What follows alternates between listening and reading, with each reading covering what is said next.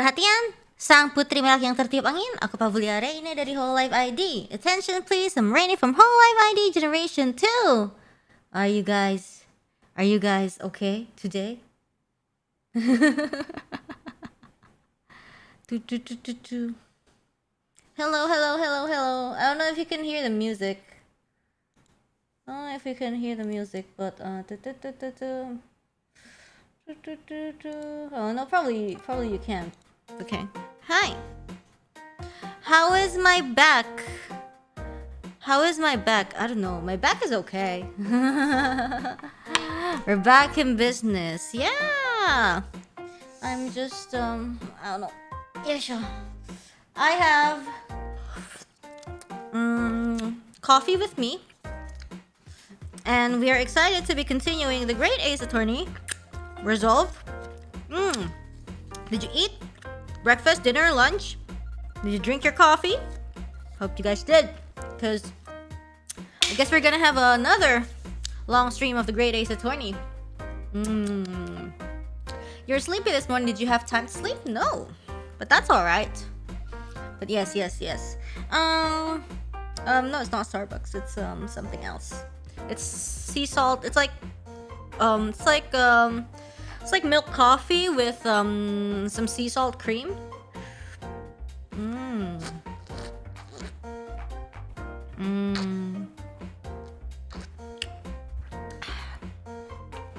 So nice.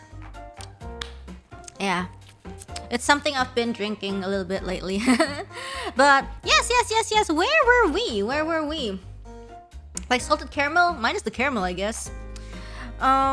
Okay, so I guess before we start, actually no. Before we start, we can immediately just continue. We can immediately just continue because I want to show you guys. The tada RIP BGM. 24th October. Okay, so last time, this morning we went on an investigation, another investigation. We still have the same case because apparently a new name popped up and we gotta look for this guy. So the gist of this case is basically this guy is a scientist, makes a teleportation machine, got somebody to fund him, and this guy who funded him got some sort of engineer to help him, but then people died during the demonstration, and the person who died is actually the guy who funded him, who turns out to be kind of shady anyways. And the thing is, they were supposed to be like, okay, fine, we're gonna resume trial in a few days, so you go find that guy, you go find that sussy engineer, so we can put him on the witness stand. And earlier, yeah, we did actually go on trial. We did cross-examine him. We did some jury stuff. By the way, the juries are very, very good compared to the last ones. And apparently, now we're about to cross-examine. Hear out somebody else's testimony, which is was it the lady? Yeah. Yes. Yeah, the Enoch case. Enoch Drebber.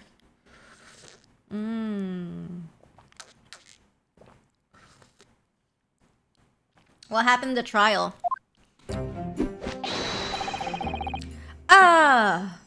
The knight errant himself. Whomstedifa. Oh, have you been watching from the gallery, Mr. Sholmes? I've been on the edge of my seat the entire time. Courtroom trials are fascinating affairs, as a spectator at least. I'm glad you've been enjoying yourself. I have to ask, what on earth is going on? It makes no sense. What is this professor business all about? Well, you will know. Who even is he? Oh. Context about professor is... basically... Wow, it's hard to recap, huh? Basically, there was a professor who was a serial killer, and it has something to do with some hot corner we met. Something something. And I think oh yeah, is everyone unable to call him Holmes because of copyright? I think so, because like I believe in the Japanese version the names are all like the real names, but I guess they had to do something for the localization. Dr. Scythe. When I discovered he was the one who had been abducted, a sense of foreboding stirred within me. Yeah. And who knew the monster would come knocking at your door? My heart felt sympathies. 10 out of 10 recap, I know. I mean, you know, it's alright.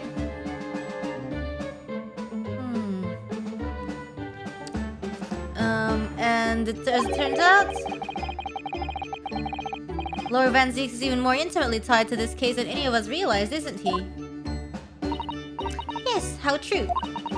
His great friend from university in the dock. And now a waxwork of the killer who took his esteemed brother's lives makes an appearance too.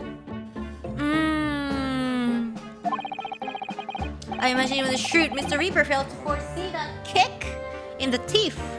Yeah? Where's my phone? Hold on, I'm looking for my phone. Where is it? Oh, here we go. In my jacket pocket. Extraordinary move on your part, my dear fellow, to throw that in front of the man. Wow. You make it sound deliberate.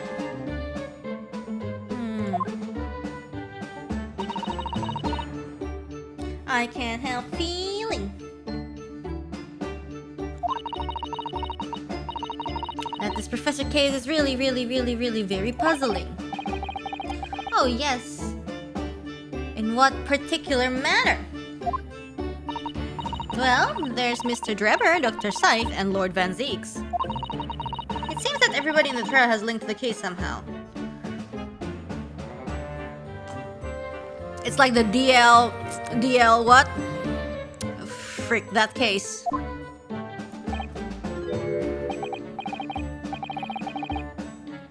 Hell yes, in fact I alone am not a member of the set.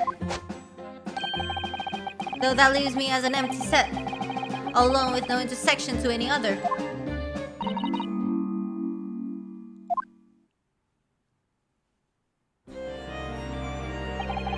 DLC.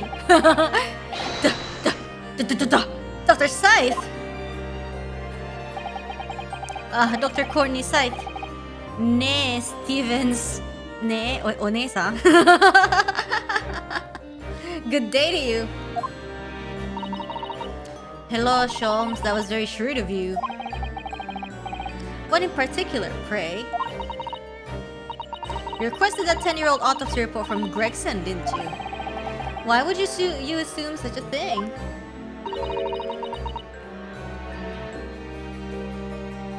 Ne is born in France? If I was born in France, could I be like a Ne too? Oh, Ne is original surname. Ah, no, Hone.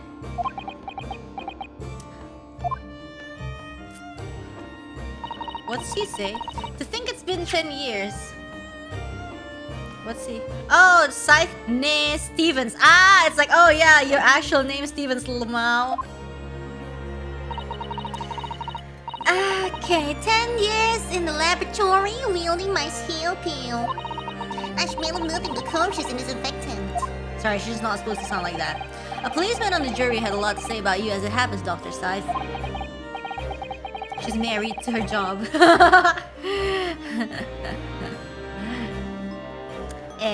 And I've accused you of being complicit in what happened.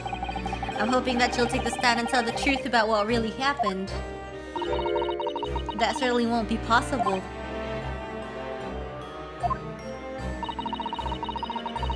Lord Van Zeeks won't be summoning me as witness. Lord Strongheart has forbidden it. Lord Strongheart? The Pandora's box you are warned about is the Professor's case. But please don't make the mistake of thinking you'll get any information about it out of me. Without attempting to hide from the truth. That's cowardice. I've always fought crime in the way that I see fit. I have no regrets. None at all. And that's all I came here to say. tuned.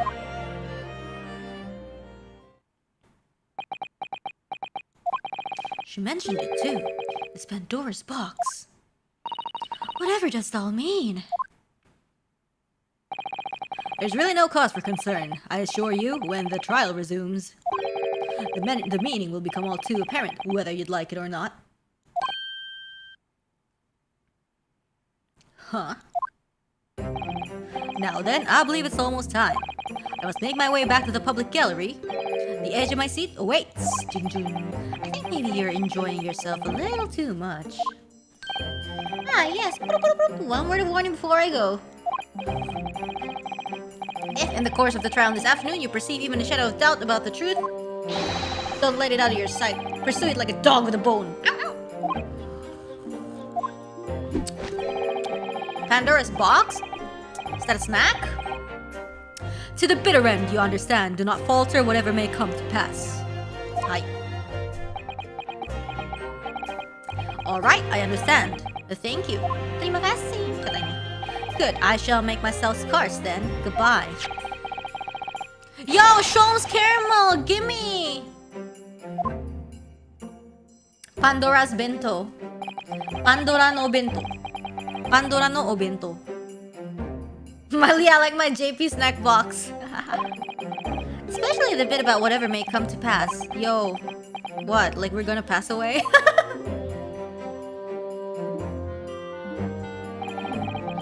It's time for the final chapter then. What? Final chapter? I'm determined to find the truth. No matter what.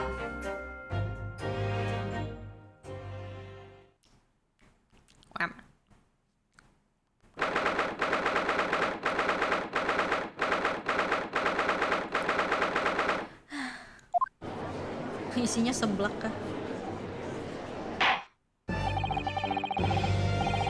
In the name of Her Majesty and the Queen, apa sih? I hereby reconvene the proceedings of this court. Counsels for the defense and prosecution, are you ready and able to continue? The prosecution is ready, my lord. Yes, my lord. The defense is also ready to cry. As the court is aware, the case under our scrutiny began with a damaging incident at the Great Exhibition. Yet we now find ourselves embroiled in the details of a convicted felon who was sent to the gallows a decade ago.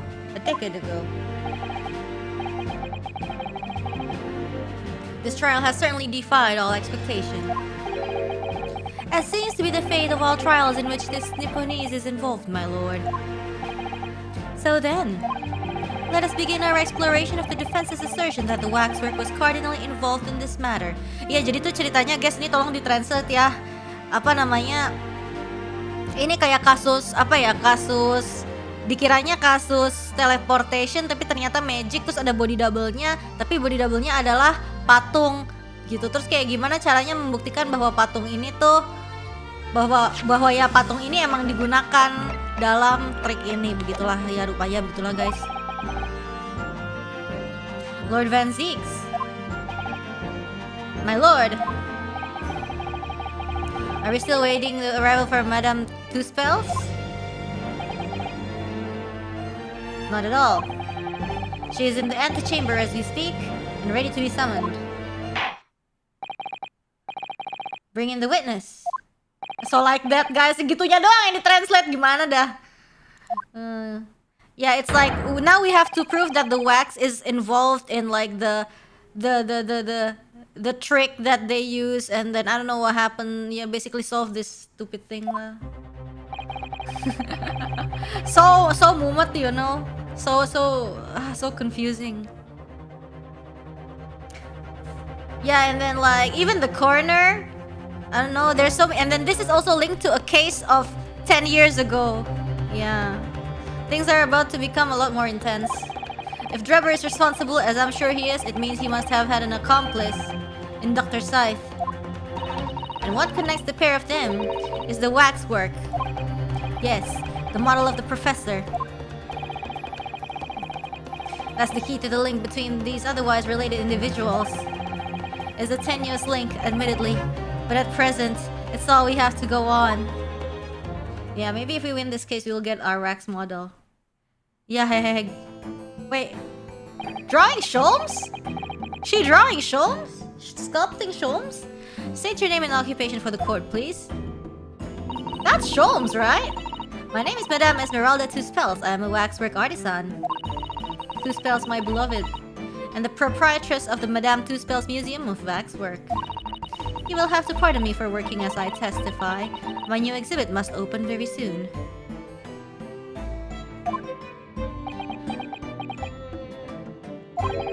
Oh, so he finally gets a statue, does he?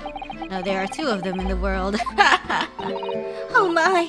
What expression is she carving onto that face? A number of days ago, a particular waxwork model was stolen from your museum.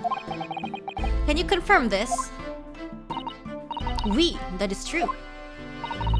At first, we believed it had been kidnapped. Kidnapped? A waxwork model? Kidnapped?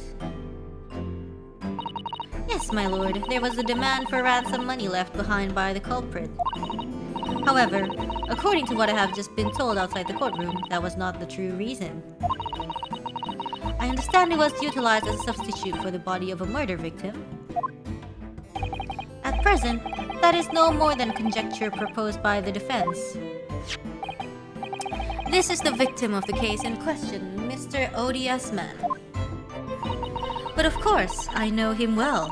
He is a part of my odious personages exhibit. Who the heck? I detest to say what is evident, but Mr. Asman does not resemble the professor at all. Yeah, but perhaps their faces are very similar. Are you suggesting that we should see now the demasked visage of the professor? She has the key. I have here the key, but it is strictly forbidden to open the lock. This is absurd. Oh, bad people collection? Pardon? Pardon? I don't know what face you've carved into your fancy figure beneath that mask. But clearly, it won't be that of the actual killer. Indeed. The man's identity was never made public after all. Oh, but what if she knows? The trial took place in a closed court. The proceedings were strictly confidential. The condemned man was summarily executed. His identity remains a closely guarded national secret. There is no possible way that a repository of tawdry exhibits could get its hands on that information. Well, you wanna be surprised? Quel dommage. I don't know what that means. It would seem you are unaware of the Two Spells principles. What principles? The family Two Spells has always prided itself on sculpting its models a la perfection. Every detail, including the visage, is fashioned with complete fidelity. Et voila, our principles. There is a well-known legend about the Two Spells waxworks from the time of the French Revolution. A member of the Two Spells family is said to have made a waxwork of the queen who was executed. Oui, that is true. It was a century ago now. I would leak government secrets from Madame Two Spells. I believe the queen's face was carved in the minutes following her death, actually at the guillotine site. Oh my god. You are correct. The model is on display still today in the House of Horrors. We Two Spells will stop at nothing to obtain a faithful replica of our subjects. Dear me, a somewhat disturbing tenacity of purpose. It is the only way to obtain a truly lifelike representation of the subject. And it has been my family's secret for generations. Do you mean to say that beneath that mask? Oui, the true visage of the killer is there. This is ludicrous. It's out of the question. The professor spread terror throughout Great Britain. As a result, the Madame Two Spells special exhibit remains extremely popular even today. The killer, emerging from his own grave, it is a sight to behold. You should come. I think, Madame, it would be beneficial to hear your formal testimony on this matter. We're not gonna open the lock? You will explain every detail of this model and your personal involvement in its creation. Ah, spicy. With pleasure. Tickets on sale, by the way.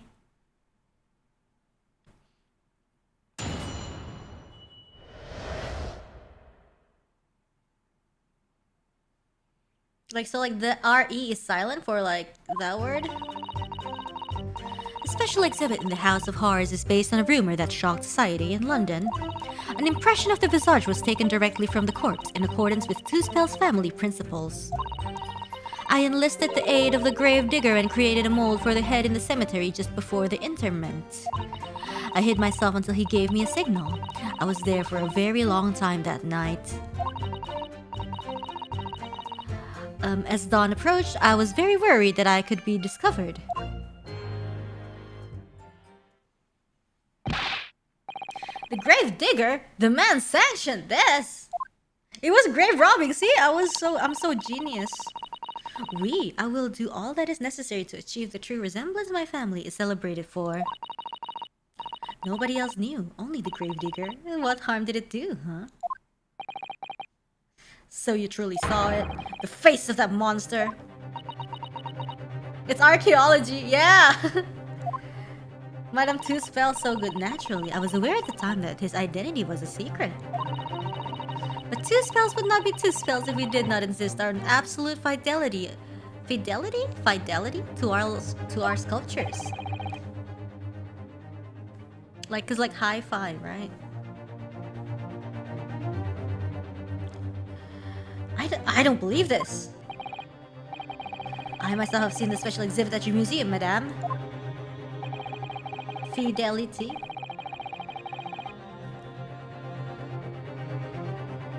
A truly blood-curdling scene in which the murderer is emerging from his own grave. Fidelity. The scene it depicts was the subject of many rumors in London 10 years ago. I have here a newspaper from the time. What's it say?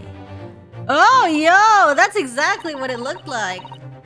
Rises from the grave, executed criminal returns in the dead of night at local cemetery. At Lowgate Cemetery, just behind the prison, on the night of that foul demon's execution, the newly interred professor forced off his grave cover as he clawed free of the earth. The young man who witnessed this scene was on the verge of raising a shriek when, in the next second, a gunshot rang out suddenly from behind.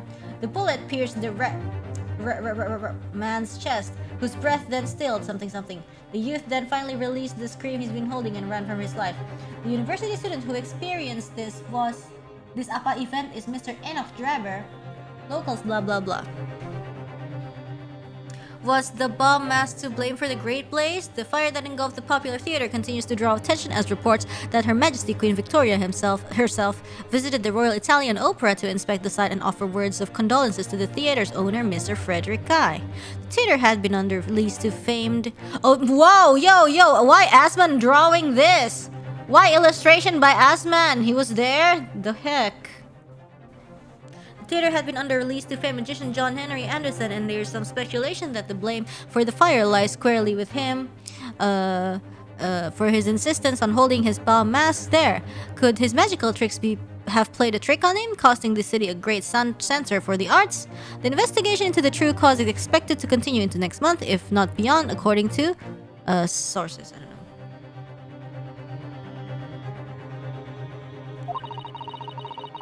This year's recipient of the Royal Society's most prestigious award is Mr. Charles Darwin for his high important contribution something geology, zoology, and botanical physiology. Mr. Darwin joins the ranks of such monumental figures, blah blah blah.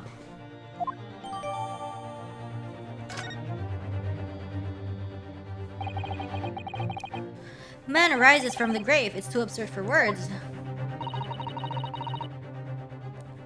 Public enjoy absurdity, monsieur. That is why I have reproduced the scene as carefully as possible in my museum. And it's a waxwork from what the exhibit that was stolen some days before the incident at the Great Exhibition, wasn't it? That is correct. The professor you see before you here.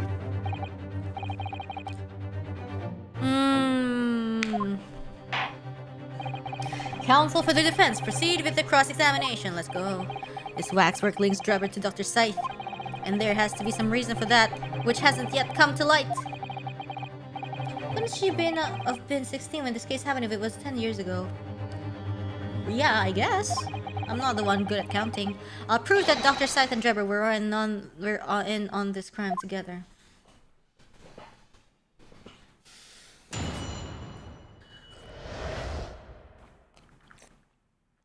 Should have probably ordered a hot drink. The special exhibit in the House of Horrors is based on a rumor that shocked society in London. What is it? And that rumor would be a 10-year-old tale now, but one that no Londoner would ever forget. Right, I know just what you're talking about, I think. Of course, it couldn't be anything else. Yes, that story will never disappear. The tale of the condemned killer rising from the dead. That is the central attraction of my House of Horrors. The rumor was whispered all over the city, and it was like this.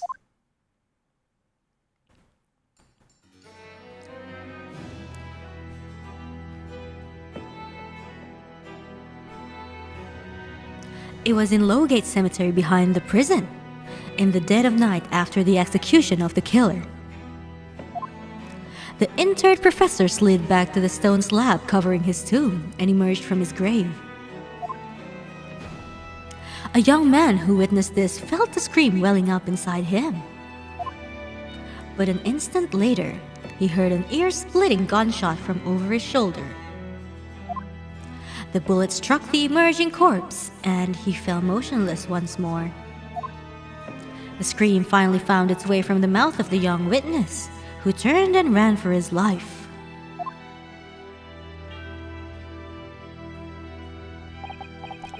The corpse climbed out of his own grave? And then somebody shot him? Who was it? Nobody knows, even today. But remember, it was just a rumor. Perhaps nothing more than a ghost story. The good people of London, they love stories like this. That is why it was in every newspaper across the capital. But what was it? Just a story? I mean, this is exactly the scene that can be seen today at your museum, isn't it? The special exhibit was modeled on that very illustration. For a while afterwards, the contents of that article were reproduced in every newspaper imaginable. Madame, might I say something? Please go ahead, mademoiselle. When something is described as a rumor, it doesn't necessarily mean that it's entirely made up. I believe that often, rumors contain elements of the truth. I see that people from the East can be just as astute as the people of Europe. Can we be sure, for instance, that the professor's execution was successful?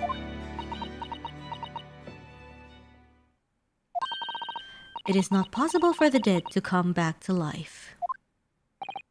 Sorry? 10 years ago, I was there in Lowgate Cemetery. After the criminal known as the professor was killed by hanging, I took a wax impression of his visage from the corpse just before it was interred. So I can assure you, the man was dead. I see. It would certainly appear that the condemned man suffered the intended fate.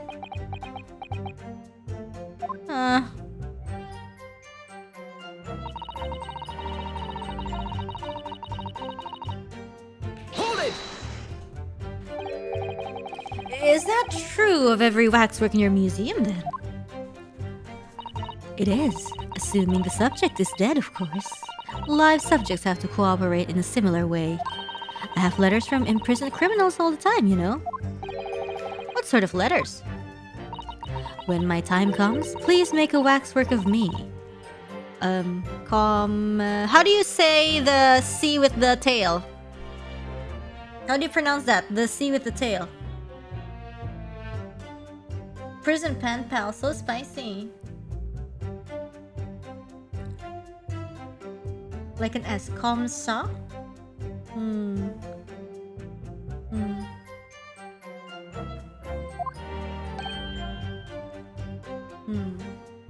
Yeah, okay. My museum is famous, monsieur. To be made into a waxwork is an honor, and for some criminals, a symbol of status even. Because nothing says hardened criminal better than wax. and it is thanks to one killer in particular that my museum has gained such popularity in London.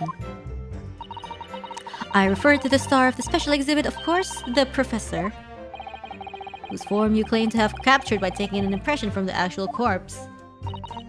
There are no exceptions to the principles of two spells. I enlisted the aid of the gravedigger and created a mold for the... Hold it! Surely that's illegal, isn't it? It would seem the proprietress of this repository of novelties was blinded by monetary greed. It had nothing to do with money. The man is part of London's criminal history. That is why I had to sculpt him to record this history. It is the raison d'etre, I don't know, of the Two Spells Museum.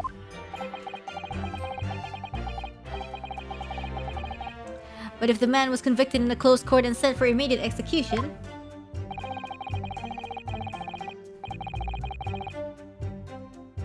then surely nobody but the members of the judiciary present know the killer's true identity.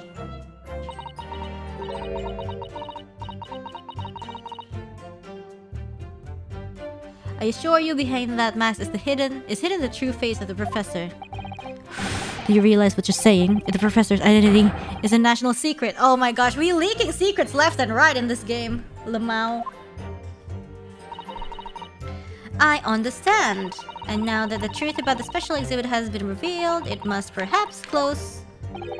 Of course it will, as will your entire museum if you don't tread very carefully, madame. That could be another interesting chapter in the history of my family, I think, don't you? So 10 years ago, on the night of the Professor's execution, you took a wax impression of his face from the corpse? Oui, exactement.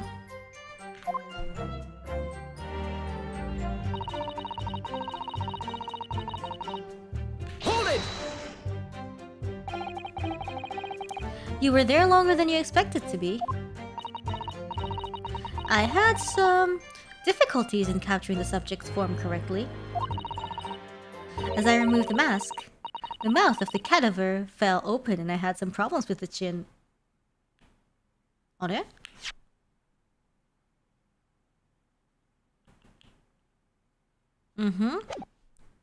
The mouth fell open and I had some problems with the chin.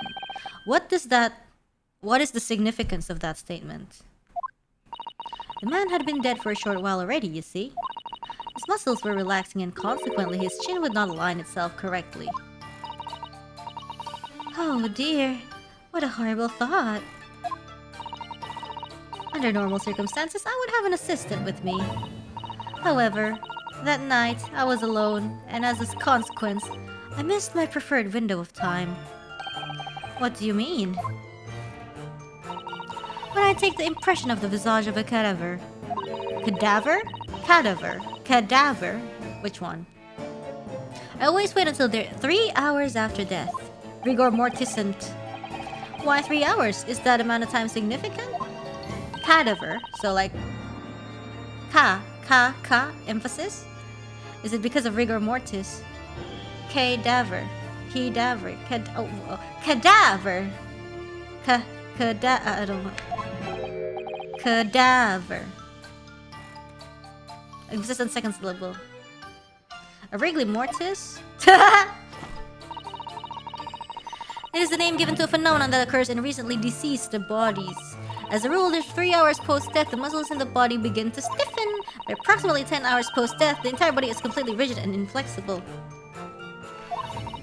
Rigor mortis. And then from the point on, the muscles slowly start to revert to their relaxed state.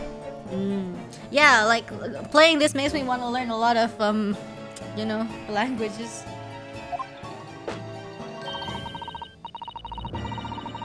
The effect is often used to estimate the time of death when a body is discovered. Well, that was an education. It was a slightly scary one.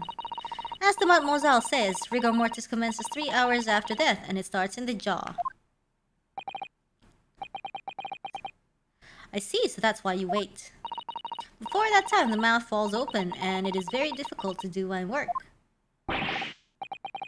Oh, it's getting hard for me to do my work with all this talk of corpses.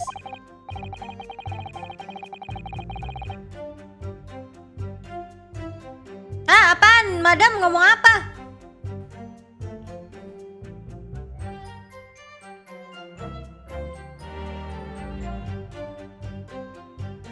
It's like fell off.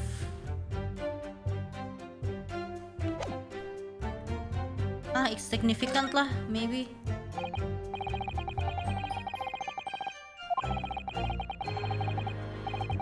I think it's like, you know, it's like we have to choose which one is actually important. There's gonna be like 2 of these, maybe.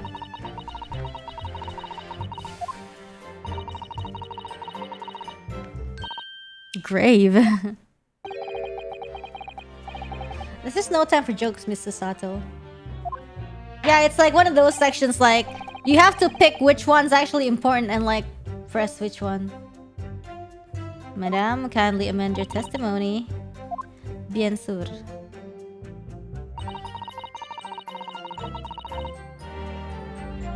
Took me a very long time because it was before the onset of rigor mortis. Hold it! You say that dawn was approaching. What was the time of the day then, approximately? Well, I could not say.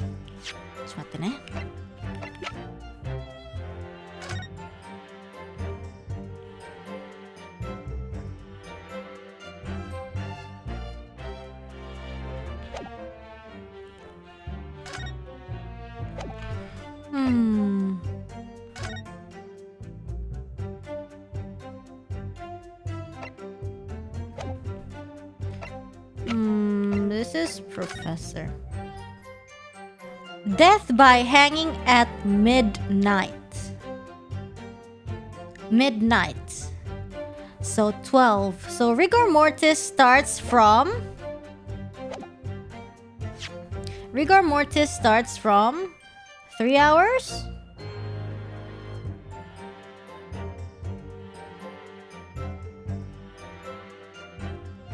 Hmm.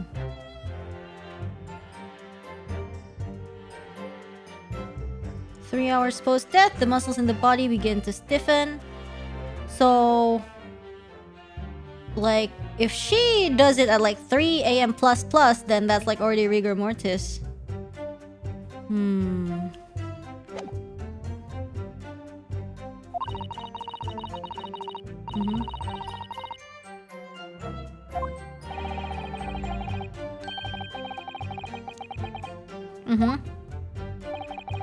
Indeed it did. First light would have been at around 4:40 in the morning.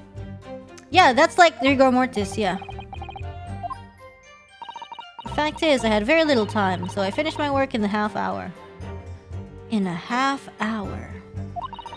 It was necessary to complete the impression and bury the body before daybreak, of course. If somebody had discovered me there, it would have been a catastrophe. It's me, Dr. Mr. Sholmes. Do seem to be taking shape more quickly now, too. You certainly appear to go an extraordinary lengths of your work, madame. I wonder, is what she just said particularly significant? What did she say again?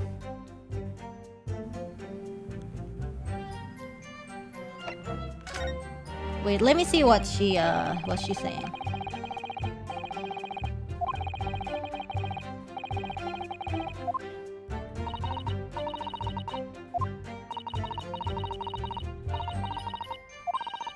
The sunrise at 4 in the morning would be absolutely unimaginable at home, wouldn't it? That's not quite what I meant by significant. Kindly amend your formal testimony. With pleasure, my lord. I heard to finish my work in the half hour before sunrise, and I left as soon as the corpse was interred. Hurried to finish my work in the half hour before sunrise. Hurried to finish my work in the half hour before sunrise. That doesn't really do anything. Ah! Kore ne? Yo, you! She said before, right? But Wait, should I, do I press again? Hold it! I have to press again, right? And then say, like, it's significant. Oh, what? No, this is new. Or by the corpse. Yeah, she lied. Before rigor mortis. No, but it was after. Oui, says ça. Of course, the exact duration depends little on the season. I didn't realize a waxwork artisan would be so well versed in the subject. Non, that is only elementary knowledge in the field of legal medicine. Well, I had no idea about it, but maybe I won't admit to my ignorance about forensic science. I could ask my father to give you a very simple primer if you like. I think corpses should be your domain. I'm not good with them. Oh dear, I'll do my very best.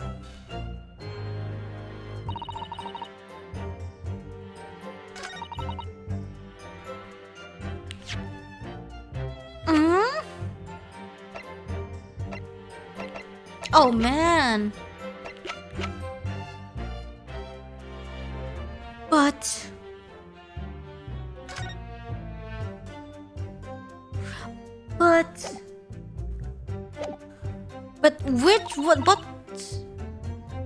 But what statement do I press?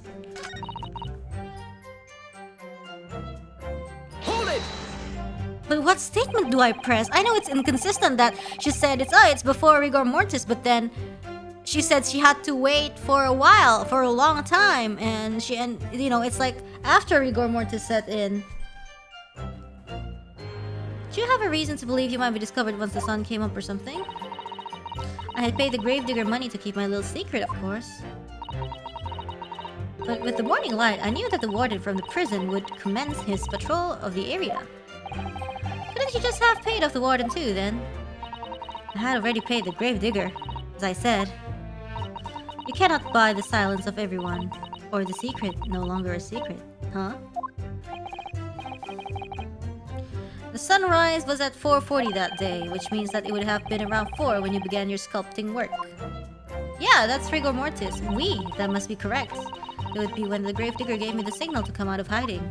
Can you, like, amend that to your testimony, please? For some reason, Mr. Sai went along with Drebber's plan. Now, if that's really true, the professor is the only other thing we know of that links the pair of them.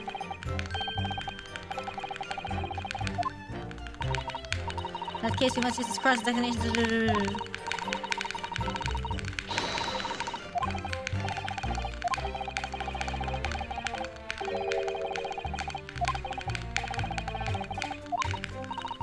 Yay! Yeah, I know what I have to like like. Okay, let's see. An impression of the visage in accordance to family principles, and created a mold in the head. Yep.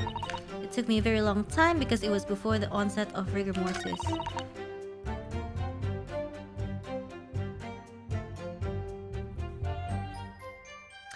Is it the last one? I hurried to finish my work in the half hour before sunrise? Or maybe rigor mortis. Maybe this one.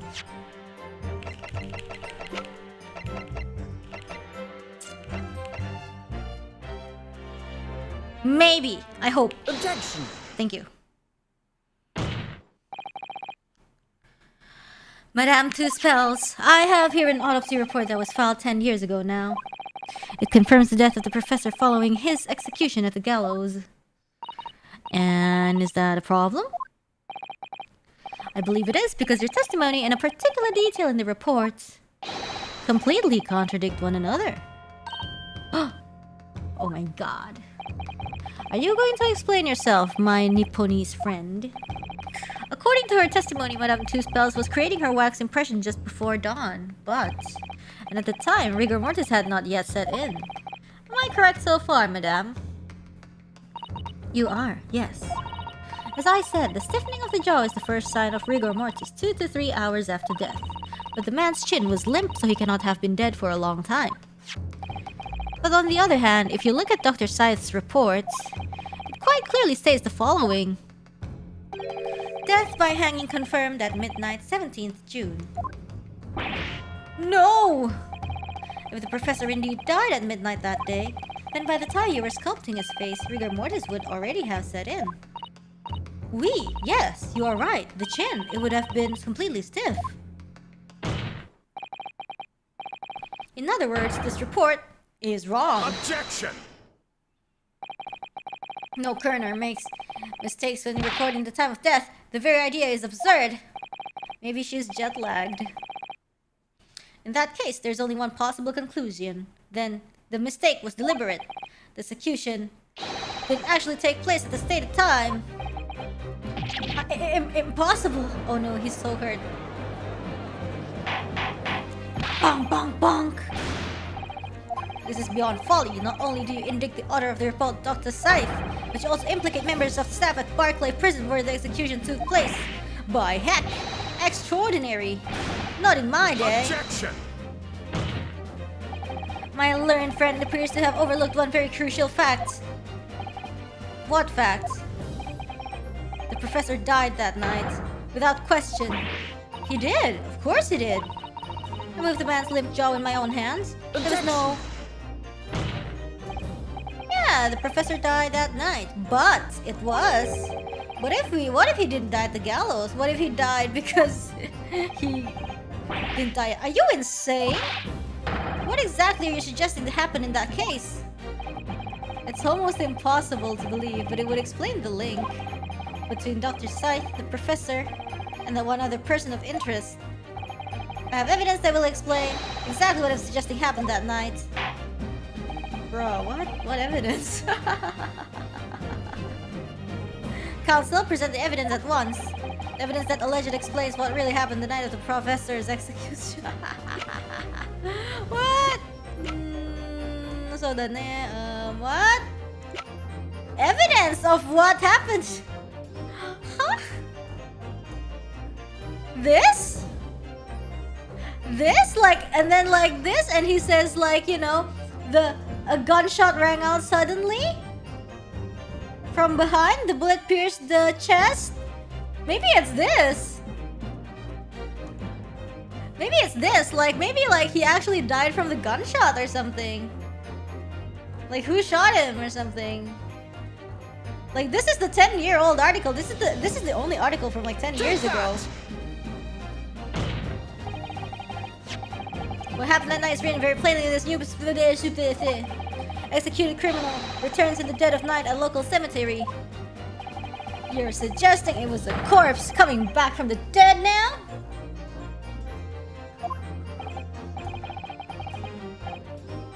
Survived the gallows only to get no scope. Trick shot it even. Well, if this article is to be believed, yes. The professor, assumed dead following his execution, emerged from his grave and was killed again. Oopsie whoopsie. Don't be a fool, that's simply a rumor published by the gutter press.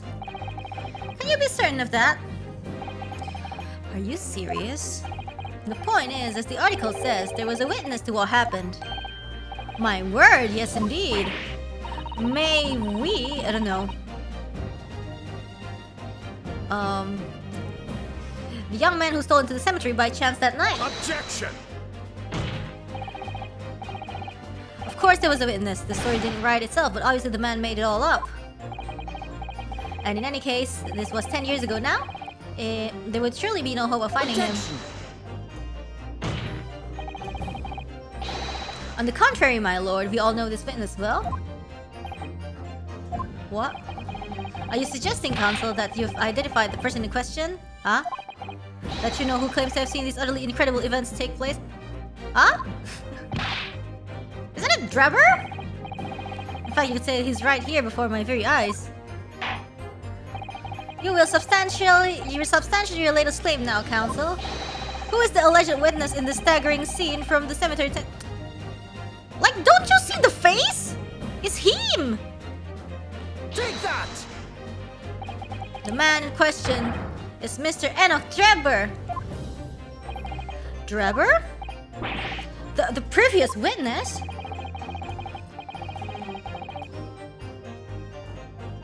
Like, you guys don't read the article. The special exhibit in the House of Horrors at Madame Tuspel's Museum was waxwork recreates that decade-old scene in great detail. The condemned criminal emerging from the grave, and beside the tomb, a young man with a lantern stumbling upon the terrifying sight. And that young man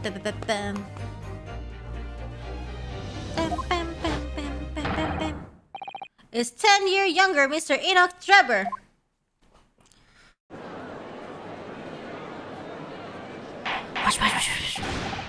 Order, surely not, Counsel. Drebber was there in Lowgate Cemetery? What is all this talk about, Mr. Drebber? Is the name significant? Of course, Madame Two-Spells doesn't know, does she? Yes, it's extremely significant, Madame. To your situation as well, in fact. What situation? The theft of the Professor waxwork from your museum some days ago was perpetrated by the very same man. None! But that would mean... Non da yo. Madame Two-Spells. It would appear you know the name Enoch Drebber. Oui, yes, I know it. But from long ago in the past. What? Oh my! Good gracious! Explain yourself. Tell us everything you know. Yes, of course. Whoa. Spicy storytelling. The story of a young man and the terrible sight he witnessed in the cemetery 10 years ago was published in every single newspaper in London and throughout Great Britain. However, in all of the articles, the witness was simply described as a certain young man. No details were published about his identity. His name was never revealed. That is, apart from in one newspaper. The Daily Circus. It is the paper from which comes the article I have already shown the court. You're saying that his full name was only publicized in that article? Goodness me, yes, here it is. The university student who experienced this shocking event is Mr. Enoch Drebber, a disciple of science at the University of London and a resident of its student dorms. Unbelievable. When I read the article, I went to meet with the man.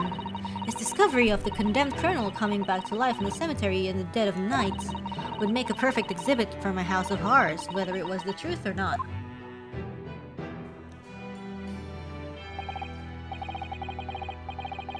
Polka magazine. I see, so you went to meet Mr. Drebber in order to sculpt the waxwork of the man, did you?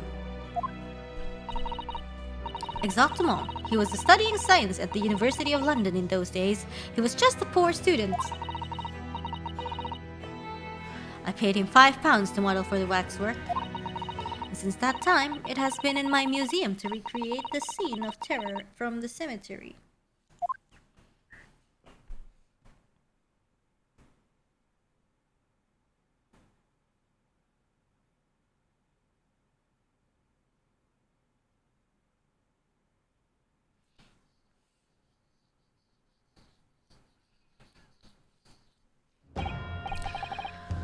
Whew, so 10 years ago, a young man appealed to the public about an extraordinary event he'd witnessed. A criminal who had been put to death, re-emerging from his grave in the middle of the night. But the public treated his claim as nothing more than an amusing anecdote that was soon forgotten. 10 years later, the same man steals a waxwork model of the executed criminal, ostensibly to use as a body double for the victim in the case we're discussing here today. Even though the waxwork build is a poor match for the victim and its face is obscured by a mask. So the question is, why would the man do such a thing? Because he has that disease and he can't recognize faces. What's it called again? It's not phasmophobia, it's mismatch, I don't know.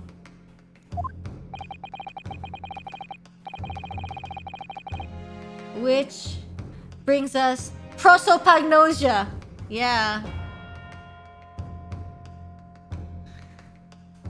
Which brings us to 3 days ago when the birdcage crashed into the Crystal Tower. Yes. If the birdcage had in fact contained not the body of Mr. Osman, but the same waxwork.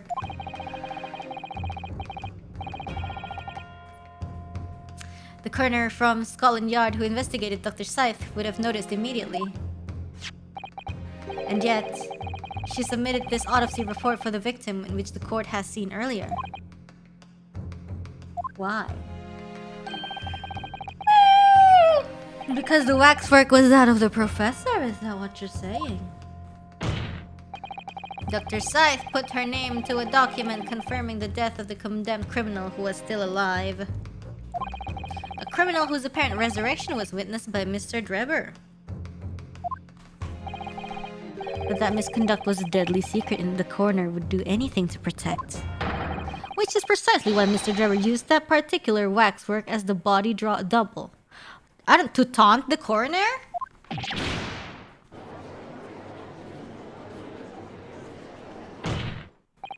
My lord, this court must summon Dr. Scythe to the stand.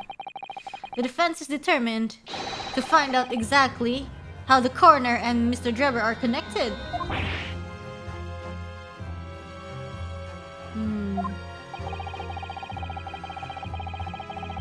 But according to the missive I received this morning through the prosecutor's office... I know what you did last summer, but 10 years ago. Dr. Scythe is unable to participate in these proceedings. Is that not the case? Well, not anymore! She told us so herself, didn't she? Lord Van Zeeks won't be summoning me as a witness. Lord Strongheart has forbidden it. Lord Strongheart? Who? Just kidding. The Pandora's box you were warned about is the Professor case. But please don't make the mistake of thinking you'll get any information about it out of me. Yeah, we'll get it out of, like, somebody else.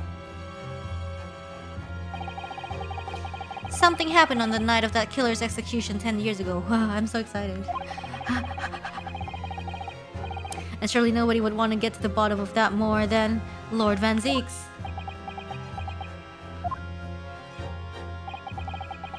The prosecution calls for the instructions of that missive to be scrapped. Yo! OMG! Yo! But Lord Van Zeeks, the missive was issued from the Lord Chief Justice's office, and it's like, and? Objection! And? The assigned prosecutor has the final say on policy in any particular trial. In other words, me. Yes! Let Enoch Drebber and Dr. Scythe both take the stand together. Oh, snap! Boys and girls, we're breaking the... whatever he says, the Strongheart. Very well, I will uphold your request. Bailiff, send a subpoena with immediate effect addressed to Dr. Scythe of the Forensic Investigation Team, aka FIT. The woman is compelled to attend on Her Majesty's orders. Oh my god. Spill the tea. Enoch Drebber and Dr. Scythe. If they weren't colluding with one another, this crime could never have been committed. I'm just a stone's throw away. I can feel it. The truth behind all of this is about to come out. Oh, I'm so excited. Oh my god. Ah.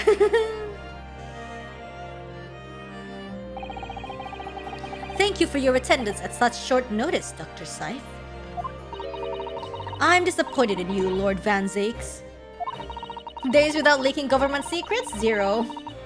You've completely betrayed the agreed policy of both Scotland Yard and the prosecutor's office.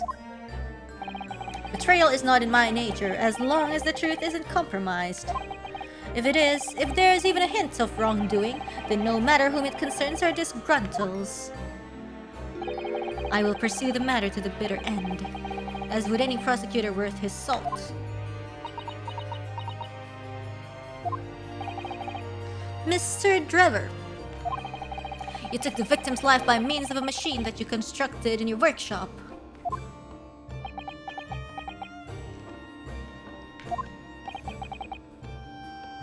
And Dr. Scythe, As the investigating coroner, you were the first on the scene to examine the victim's body.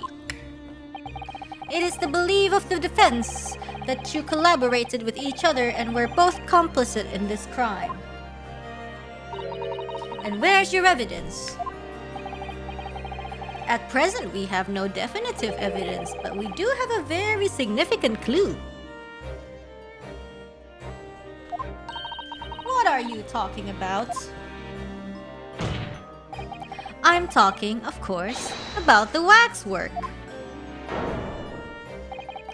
This model of the killer known as the Professor, who was sentenced to death 10 years ago. You don't need to tell me. I witnessed the man's execution with my own eyes and officially pronounced him dead. That remains to be seen. Is that so? According to newspaper reports from the time, on the night following his execution, the killer came back to life. Don't waste my time. And the sole witness to that mysterious event was you, Mr. Drebber, wasn't it?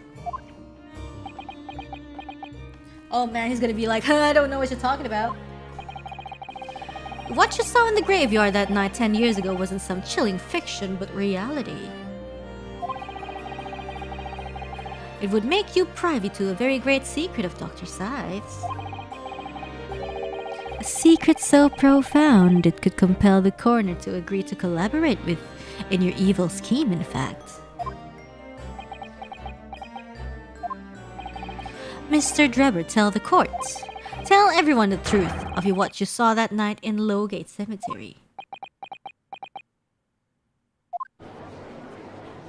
So he was the student who saw it. Oh my god. Oh my god. You can see the resemblance. Actually, can't you? Yeah, by the way, listen to Love Me by Pavolia Reine. Surely he's not going to claim that's really what he saw, right? Especially not after all these years. He was a research student at the University of London, was he? Joined and a bit too clever for his own good, if you ask me.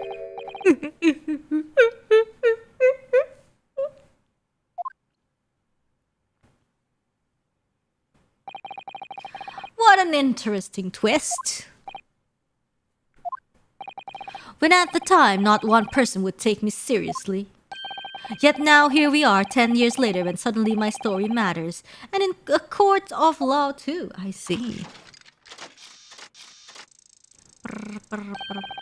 Very well then, if everyone so wishes. Let's be frank, I'll tell you the truth of what happened that night for what it's worth.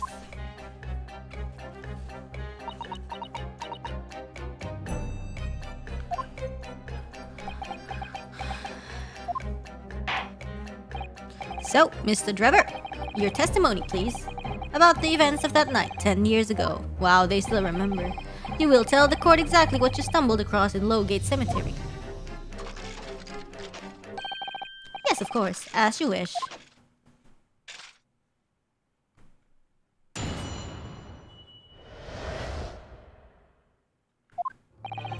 The reason I was in Lowgate Cemetery at all 10 years ago was for a spot of moonlighting, shall we say. Nah, man. Yes, the illustration in that newspaper article was based on what I witnessed that night. But thinking back now, I realized that I never actually saw the professor. Soon afterwards, I was visited by a young woman who sculpted a model of me from wax. Then I gave up on my dream of becoming a scientist. It was all because of that newspaper article. What is this BS? Wait a minute, you're claiming you didn't actually see the professor now? Of course, you'd have to have a screw loose if you believe the corpse could come back from the dead. But so you're saying this article is not worth the paper it's printed on? I think that would describe it perfectly. Yes. If the details in this article aren't true, it nullifies your argument for why Mr. Drebber and Dr. Scythe would have been working together. So he's discrediting himself to cripple my argument? Tell me, witness. You claim to have been in the cemetery on some auxiliary business. Can you elaborate?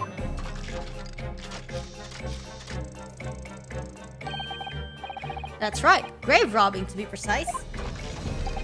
As you know, Lowgate Cemetery is at the rear of Barclay Prison. So among students at the university, it had a reputation for being haunted by the ghosts of condemned convicts. Grave robbing, you say? Yes, exhuming fresh corpses to sell is reasonably lucrative. What?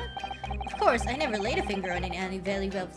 I never laid a finger on any valuables buried with the dead.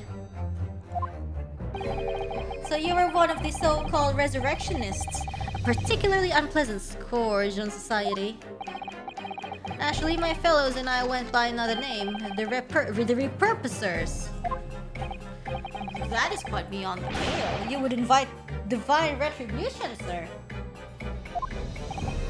Yes, well, I think I suffered retribution enough. The daily circus eventually unearthed my name and put it in print. Yeah, deserved. It caused me a great many headaches. In the end, I had to leave the university. That was the only paper with a bad grace to identify me unambiguously, I might add.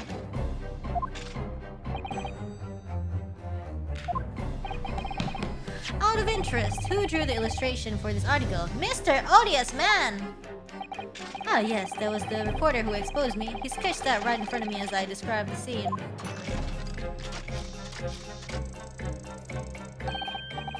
Obviously, as time ticked on, I bitterly regretted what I had done.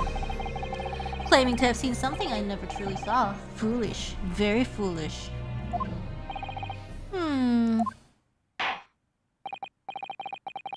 Well, counsel for the defense, you may proceed to the cross-examination now. At once, my lord.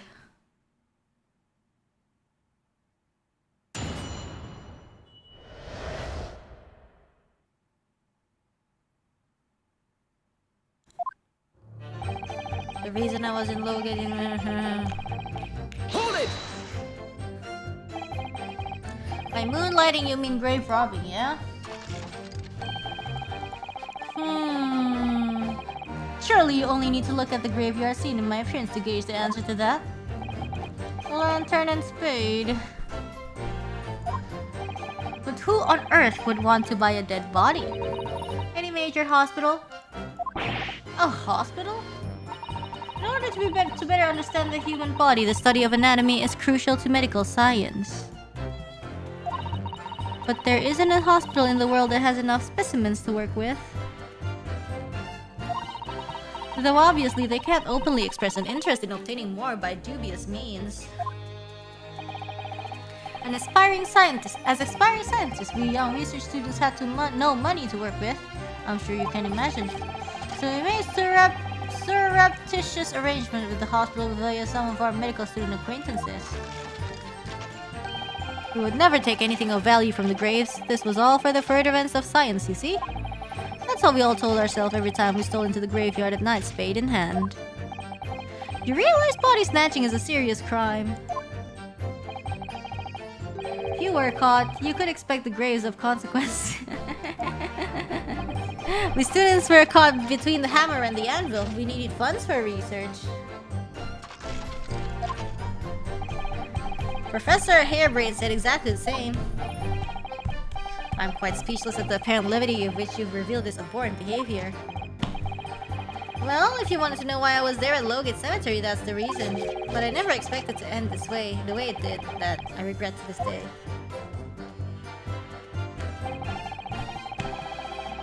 Yes, the illustration in that newspaper article was based on what I witnessed that night. Thinking back now, I realized that I never actually saw the professor at all, though. Oh my god.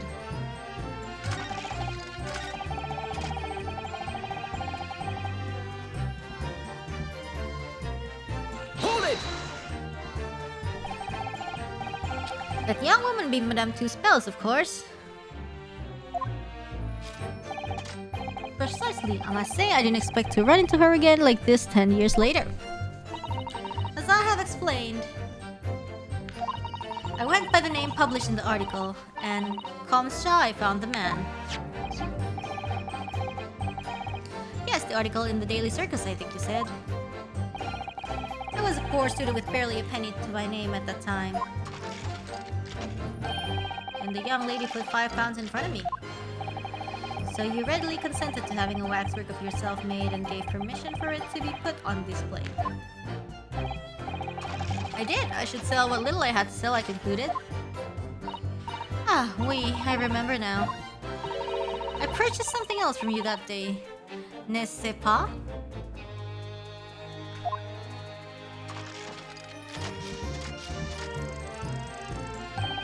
Did you? I can't say I remember. What was it, madame? This camera? Ah. Oh yes, I made a point of taking it with me whenever I made an excursion to any cemetery. Oh, then do you have the photo from that day? You took a camera with you, sir. To what end? To record the details of the bodies I disinterred. But I had no intention of ever visiting the graveyard again after that night, so I sold it.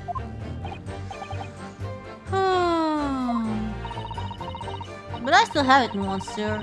It's part of the special exhibit in my house of horrors.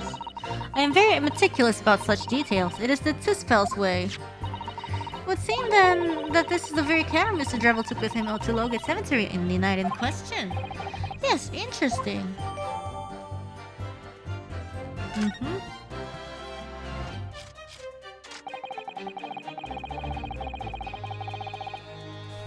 Hold it!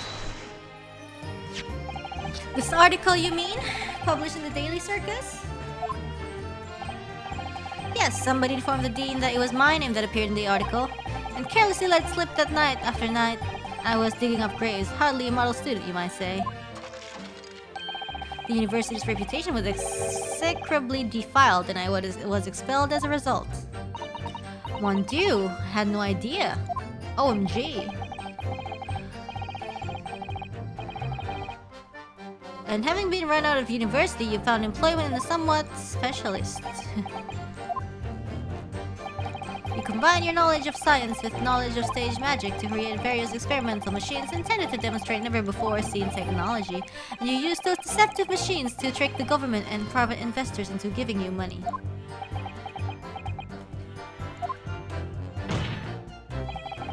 Professor Albert Harebrain was just your latest victim, wasn't he? Whatever are you talking about? I have no recollection of doing anything of the sort.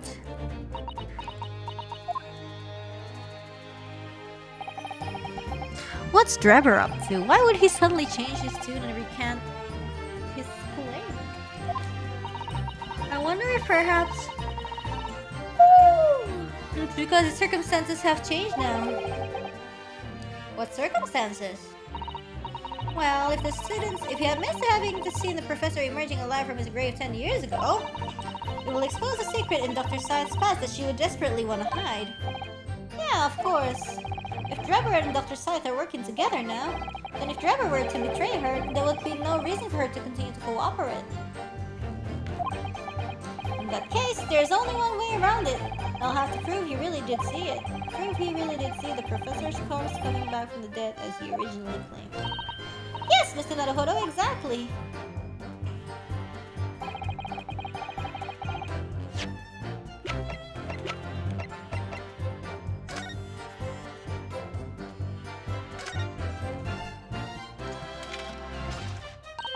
What?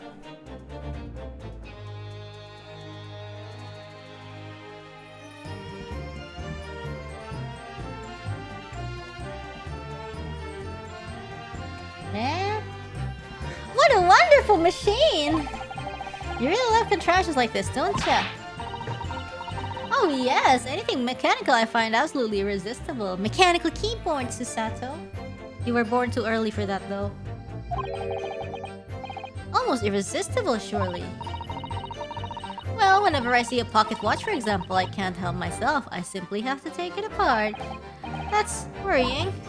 Yes, Papa tells the time by the rumblings of his stomach now. He's giving up having a watch. Poor Professor Mikoto.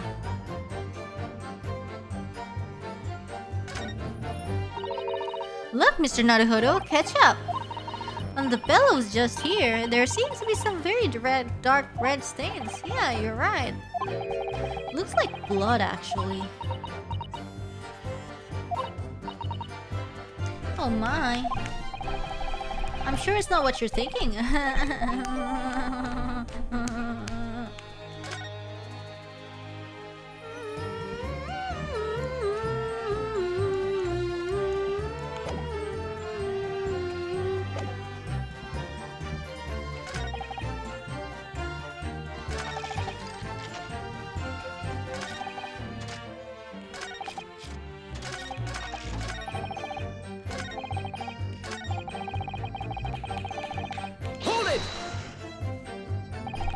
A strange happening at Lowgate Cemetery, which you now deny.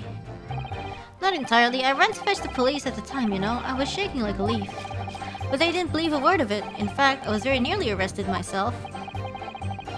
So you went to the papers instead. They said it big, with a lot of news, but unsurprisingly, they didn't want to know either. In the end, though, it was reporters from the gossip rags, the gutter press, that came to get my story. And it spread like the plague through the capital as gossip-hungry Londoners laughed up the tale. The story was in every single paper at the time, with the exception of some broadsheets. And yet only 2 or 3 of them actually interviewed me personally. Most of the accounts turned out to be very interpretive ghost stories. What about the article in the Daily Circus? The particular journalist found me at my dorm. I don't know how, but he discovered my name. So I recounted to him exactly what had happened that night. And from your description, he drew this illustration. Precisely, that's how I learned that the condemned man was the infamous professor. Because the reporter told me so. I had no idea myself, you see. Newspaper reporters are wont to snoop around the matters that don't concern them. So the scene portrayed in the illustration is accurate then? Well... Thinking back now, I realize that I never actually saw the professor at all, though.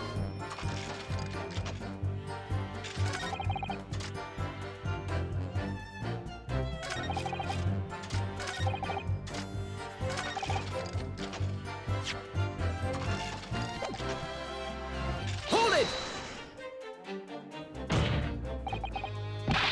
What are you talking about? I think I explained already, didn't I? Lowgate Cemetery is at the rear of Barclay Prison, so it was renowned among us students at the university for being haunted by the ghost of condemned convicts. I can't skip this, so maybe there's something new. For some absurd reason, I was scared of the graveyard at night, and as a result, only too willing to believe that nonsense about the dead coming back to life. You said you actually saw it. I said what I'd seen in my mind's eye. After all, resurrection is impossible, isn't it? You'd have to be unhinged to think otherwise. Unless, of course, you have some evidence that proves I encountered the professor that night. Maybe camera?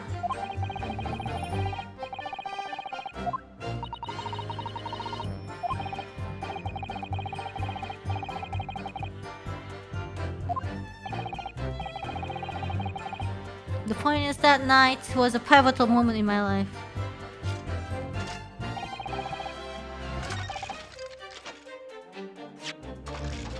I mean, like, there's blood. If it like, if anything, it matches the article. Oh no, it's wrong.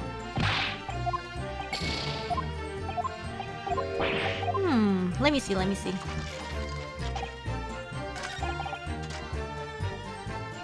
Hold it! Can you check the film of the camera? Nothing's in it. This dude lying like it's his side hustle.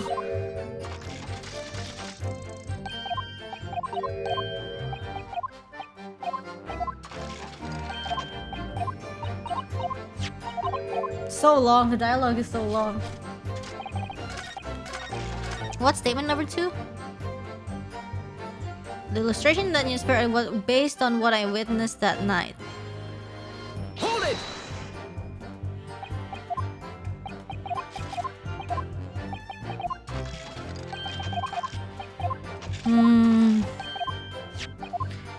What I saw that night.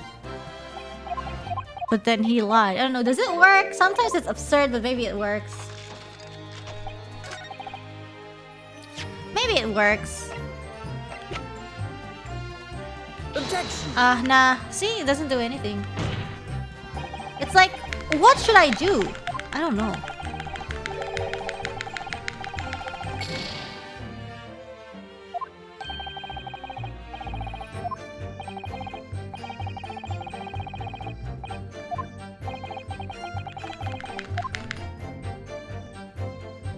Hold on. I'm sleepy! Wait.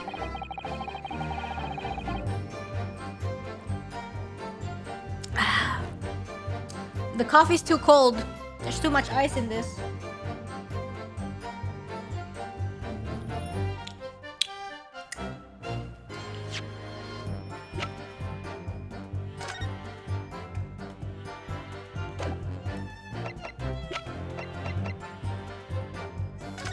We don't have any evidence. We haven't examined. See? Look at that.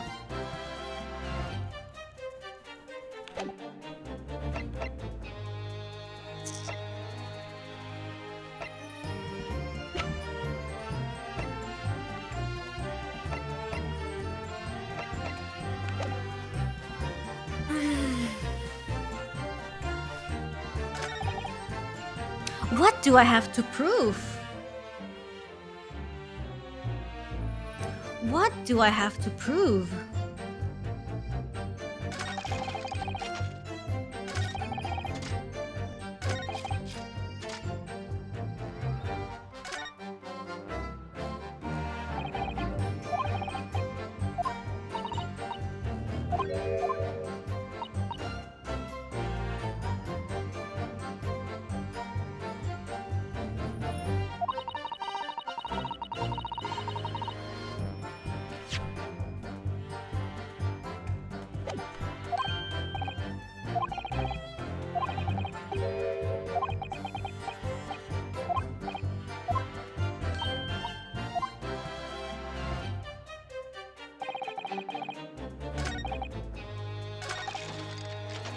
It's like he never saw it, but he did. It's like, it's really weird, like... But yeah, it's like, based on what I witnessed that night, thinking back now, and then I never actually saw it. Like, it's like... It's such a weird testimony! It's such a weird testimony! It doesn't make sense. It's so... Objection! No, now this works. Thank you. Sorry, Mr. Drebber, but I don't believe that. Don't believe what?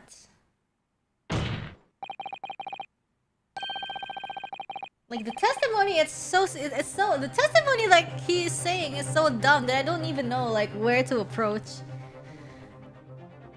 Your latest claim, you did see the professor on that night 10 years ago.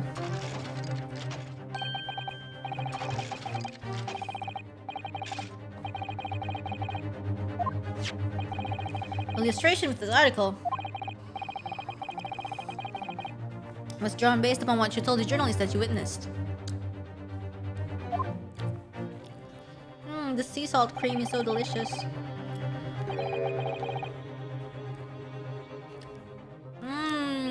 Iron mask.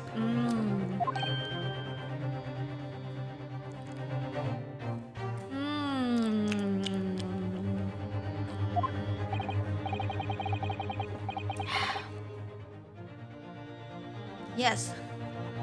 When the killer was tried 10 years ago,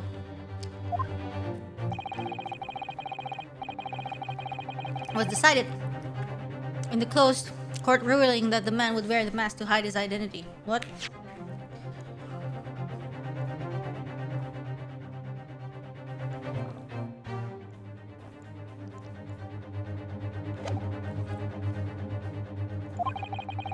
It wasn't to be removed even during his execution and subsequent burial. So even nobody knows, supposedly.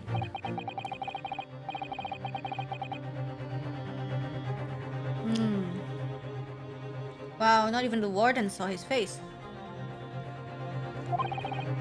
Like your apprentice Dix Lamau. Oh. But obviously the provision of his mask was not public knowledge.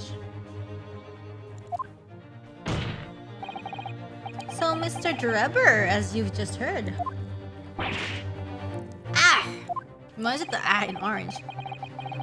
A lowly student of the University of London certainly wouldn't have known about the condemned man's mask. So unless you actually seen the professor that night...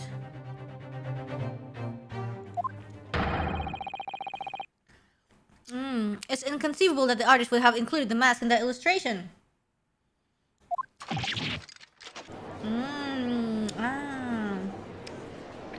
Delicious. Mr. Drebber?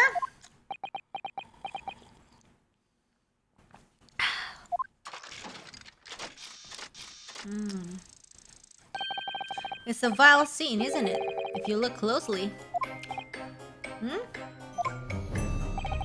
And as I've already been at pains to point out, I was utterly petrified.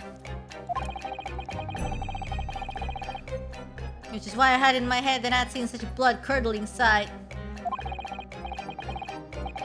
But afterwards, I came to my senses and realized that I'd been mistaken. Oh my god.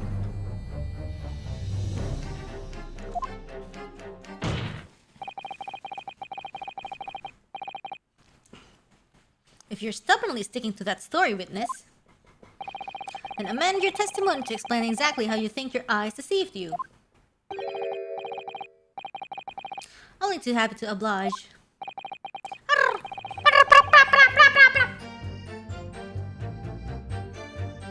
He's still not giving up, huh? But I do agree, this case is actually really interesting. I'm super invested. What I, in fact, witnessed was a fellow grave robber at work. What the frick? Hold it! It's like, Drebber damage control. A fellow grave robber, what are you talking about? Well, I wasn't the only one busy at the cemetery at night. You know, other body snatchers were at work. Of course, when I saw one emerging from the hole he'd dug, my heart very nearly stopped. So that's a terrifying sight I actually saw, Rishi. You're claiming it was just another student on equally insalubrious business as yourself?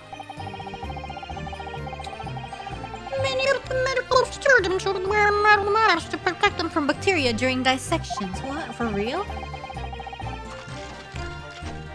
Clearly the fellow was using such a mask to protect his anonymity, wouldn't you say? Objection! No. But there's more to the story, isn't there? The article goes on to say... In the next second, a gunshot rang out suddenly from behind. The bullet pierced this resurrected man's chest, whose breath then stilled once more. We might assume that the sexton discovered the miscreants at work, perhaps, and fired upon one of them. If a gravedigger had shot someone in the cemetery, I think it might have been rather big news, my lord. Ah, yes, well... I can only assume it was an embellishment bolted on later by a reporter. Yo, what's... Excuse me? Excuse me! Madame Two Spells, don't take it out on Mr. Sholmes. Ooh la la, pardon. I was lost in my thoughts. Would it be fair to say that Mr. Drebber's last remark was significant to you in some way? I thought it was a little strange, that is all.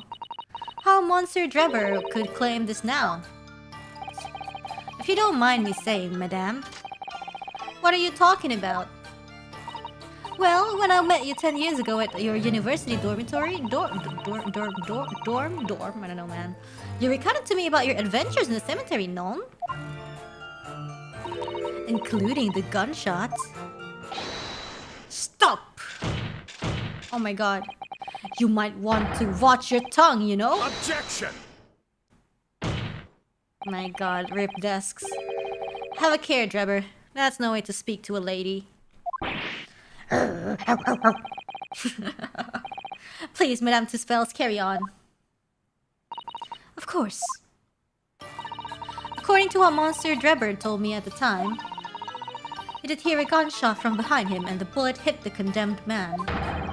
I said nothing of the sort.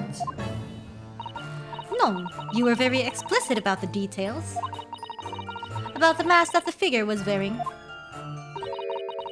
And the blood that spattered over you when he was shot. Enough! Shut up, woman. You're making all this up. That will do. Mr. Drebber. Yes? You refute the account just given by Madame Tuspels? I have no recollection of ever saying those things. Come on! Do you really expect us to believe you? I will not permit baseless accusations in my courtroom. Right. Under the circumstances, I think it's best that you supplement your testimony with a statement. Nice. Very well. You're going down. There was no gunshot from behind me at all, nor any splattering blood. You're gonna die. Objection! Mr. Drebber, do you remember this camera? But that is the camera from that fateful night. Yes, we borrowed it from the House of Horrors. It's the camera you took with you to the cemetery that night, Mr. Drebber. And is that supposed to be significant? Yeah. This kind of camera is rarely seen in our homeland, so my colleague and I were keen to examine it closely. We noticed that the lens extends forwards on the end of some bellows. Ta-da! Hold it! Lamau. What's that? They're just on the bellows. It looks like a dark red stain. That's right, it's a rather conspicuous mark here on the bellows, in fact. Good lord, are you suggesting? Yes, my lord. It would appear to be a spatter of blood. Something that could be confirmed with a simple chemical test. Isn't that right, Dr. Scythe? It would be difficult to determine if it was human blood and not the blood of some animal. But yes, to test whether or not it's blood at all is simple enough. I propose that Madame Tuspel's testimony was correct, and that on the night in question 10 years ago, you were spattered with blood from the gunshot wound. Well, and that furthermore, you really did witness the condemned professor emerging from his tomb.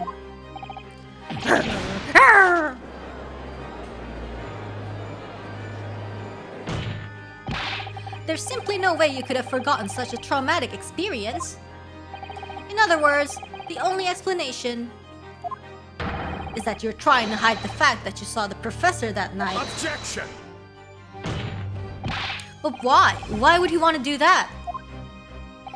Well, not for his own gain, it would seem. For whose, then? Who could benefit? Mr. Drebber is obviously lying in order to protect somebody. And that somebody is... Boom, boom, boom. Yes, my lord, and clearly... it's someone who doesn't want the truth about the professor coming back to life be exposed. Well, counsel, who is it then? Susato. Who is this witness trying to protect by lying about what he saw that night?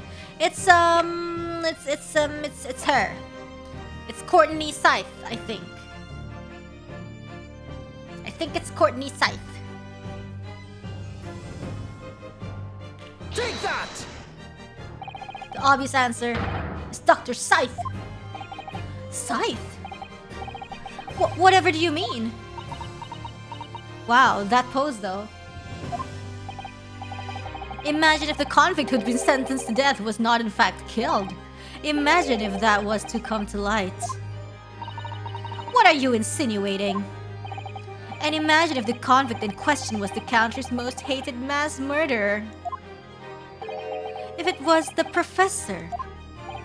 That would be an unprecedented scandal. Objection!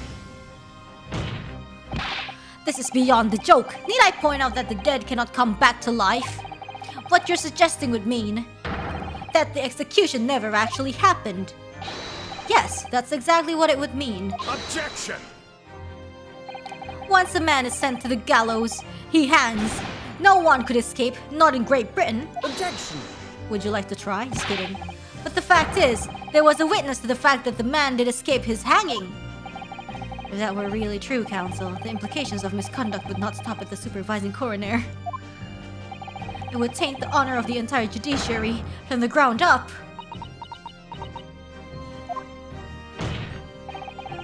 And it's exactly because of those monumental repercussions that Dr. Seitz would consent to any demand made of her by someone who threatened to expose the secret.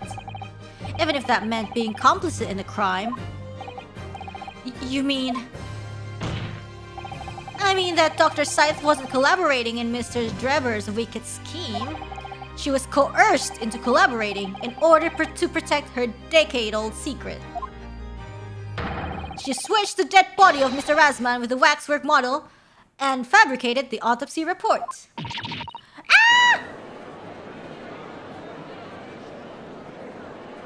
Oh my god, leg. He's like, Lord Van Zeeks. Pray forgive my freshly filled hallowed chalice and a whole raft of other discourtesies now. Goodness me. It's just the sort of tall-tale Londoners would enjoy, I grant you. An executed killer rising from the dead, Scotland Yard cover-up, a conspiracy at the highest levels. So let me ask you one thing. What's that? If the condemned man really did emerge from his tomb that night, only to be shot in the chest, who pulled the trigger? And disposed of him forever? Well, gee, IDK. I have too little information to work that out at present, I think. But who was gone? I couldn't agree more. Spicy. The Old Bailey is no place for wild fantasies. It's a place for Amer Splash Zone. And have you considered this, my alert Nipponese friend? Considered what? Do you realize just what a dangerous endeavor it would be to coerce this woman into such criminal activity? It's tantamount to declaring war on the entire British police force and judiciary.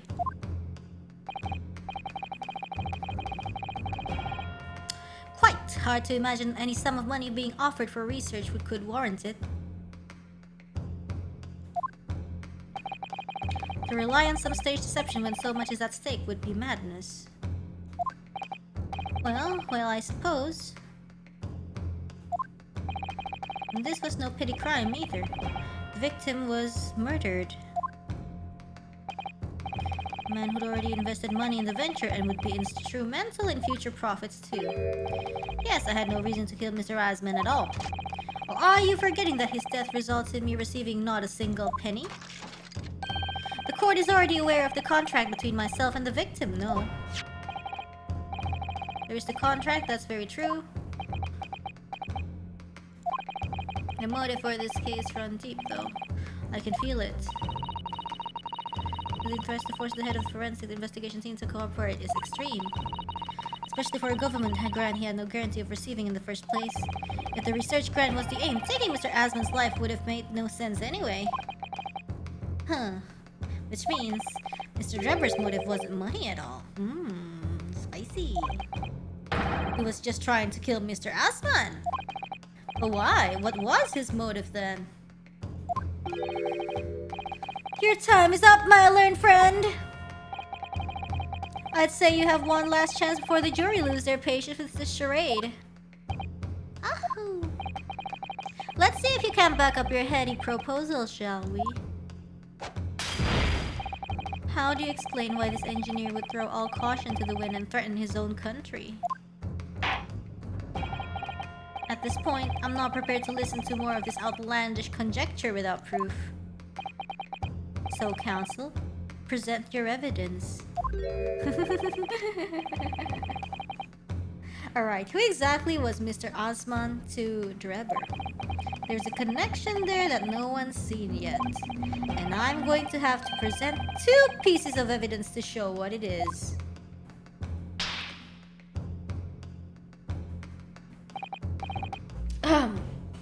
Yes, my lord. The evidence that establishes the motive and explains why the witness wanted the victim dead is right here. First, I think it was this article. Asman was the one who drew this thing. Bro, I think Take that! it's this newspaper article, my lord. That was written 10 years ago. And every detail has been examined already. What can it possibly tell us? That drivel should have never been written. It's typical gutter-press nonsense that means nothing. Yeah, on its own, it isn't particularly significant. However, when considered alongside another piece of evidence, it will completely explain your motive for wanting Mr. Osman dead. Bro, what is it? What other evidence? Counsel, you'll present your supplementary evidence without delay. Can we have a little bit of a delay? Which, when cross-referenced with the newspaper, establishes a motive.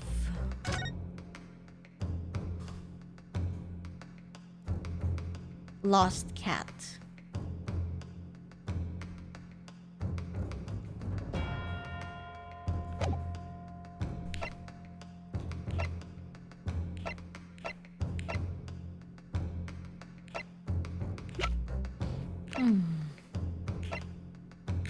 Lost Zeta.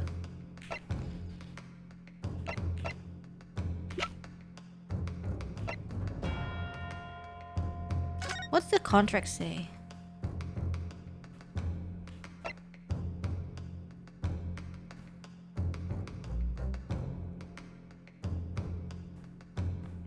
Oh, like as in like this to like, yo, by the way, this is Asman's signature, you know?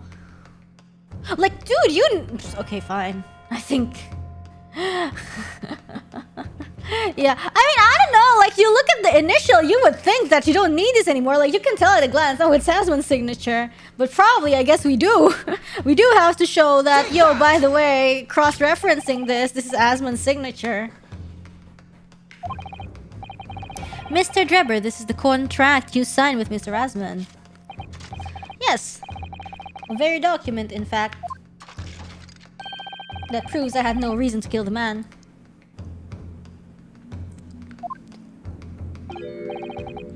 No, I'm afraid not. What?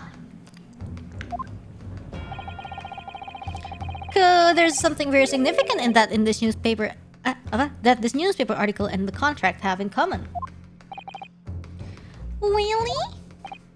And it's that common link that shows very clearly why you were determined to kill Mr. ODS Man. It's simply just a grudge, I'm guessing.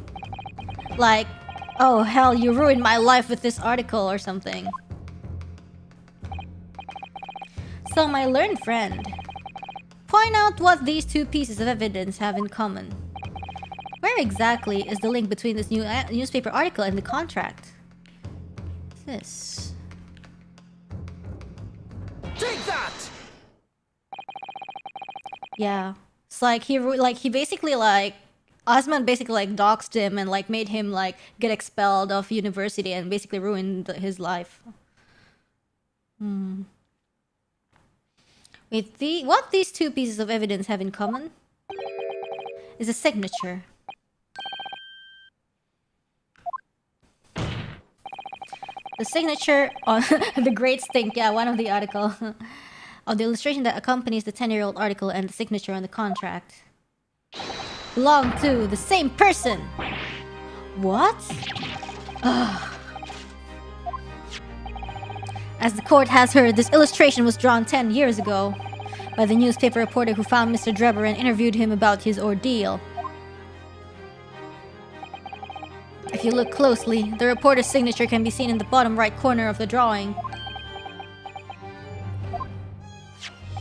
And if you look at the contract here, which was signed between the witness and the victim last year, you can clearly see Mr. Asman's signature at the bottom. Let me see now. Good lord, yes, they're identical! In short, the journalist who drew the illustration and wrote the article published about Mr. Drebber 10 years ago was the victim of this case, Mr. ODS Man.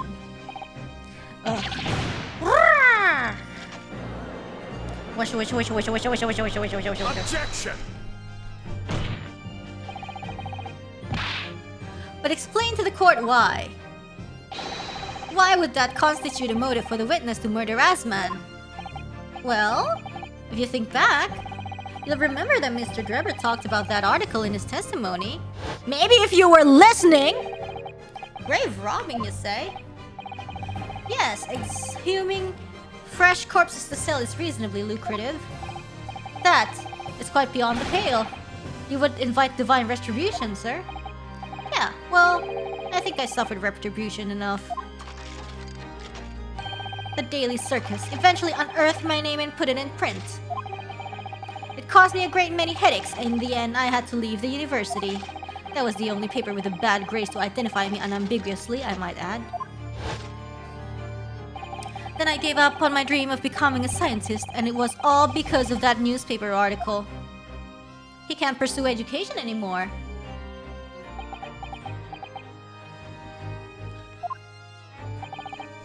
At the time, you were a student of the University of London who dreamt of becoming a scientist. However, this single newspaper article changed your entire life. He's so unnecessarily I don't know. So Mr. Rasman used to be a newspaper journalist, did he? He did, my lord. In fact, it's a widely held belief that Asman managed to position himself at the heart of his criminal network, thanks to the many dubious connections he made during his time as a reporter. Oh, nahone. So you had to give up on your dream and leave university. You lost everything. Eventually, you found yourself working in the field of science but only in the shadows. And all because of that article written by Mr. Osman. Enough!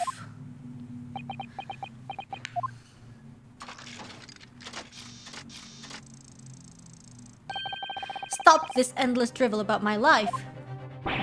What? Explain yourself, Mr. Drebber. Yes, it's true. I had to leave the university as a result of that article. But it was just the straw that broke the camel's back. What do you mean? Almost every student of science in the faculty was too poor to actually conduct any research. But they struggled on with their hypotheses anyway. We all did, only to have them taken by vultures. Sooner or later, you knew your ideas would be stolen and patented by some wretch or other after all. Good gracious. Making a name for yourself as a scientist in a climate like that was a miracle only a select few geniuses could ever hope to achieve. Personally, I wasn't one of those geniuses, so it was hardly a wrench. Being forced out of the university because of low gate was the best thing that could have happened to me. Objection! What? He crazy. Mr. Drebber, do you genuinely believe that? Of course I do. Who's better placed to know whether or not I possess a talent for science than me? I'm sorry to say that your words don't ring true at all. How dare you? And I have evidence to prove it. How are you in a position to say anything about me? I don't know you from Madam. Mad scientist. So cool. Fine, if you think you have evidence, go ahead, show it. Yeah, he looks unstable. What could you possibly have to disprove the idea that I was happy to leave university because I lacked talent?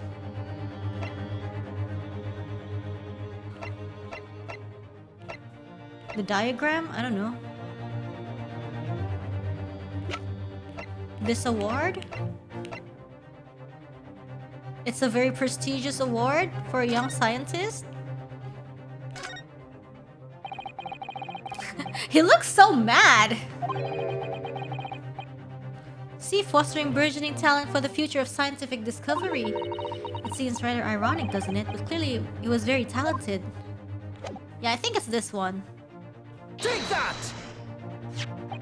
Do you remember this, Mr. Drebber? We found it at your workshop. Is that a Royal Society trophy for excellence in science? What exactly is this trophy, Council? It's the greatest honor that can be bestowed on young scientists, my lord. There is no hierarchical, lad. It recognizes emerging talent and promises a bright future. Man, like, your prospects for the future were excellent, weren't they, Mr. Drebber? Because even then, you were a genius in your field. But you lost everything. You had no more future. Your talents would go to waste. All as a result of this one newspaper article. I don't know when you realized who Mr. Azman was, but when it dawned on you that he was the same journalist who 10 years ago ruined your life, it's abundantly clear that you had no intention of forgiving the man. Ow, that hurt. For real. Like, I know what he did was wrong, but still, like, damn, that sucks, you know? The truth is, finally, he's going to fold. Susato.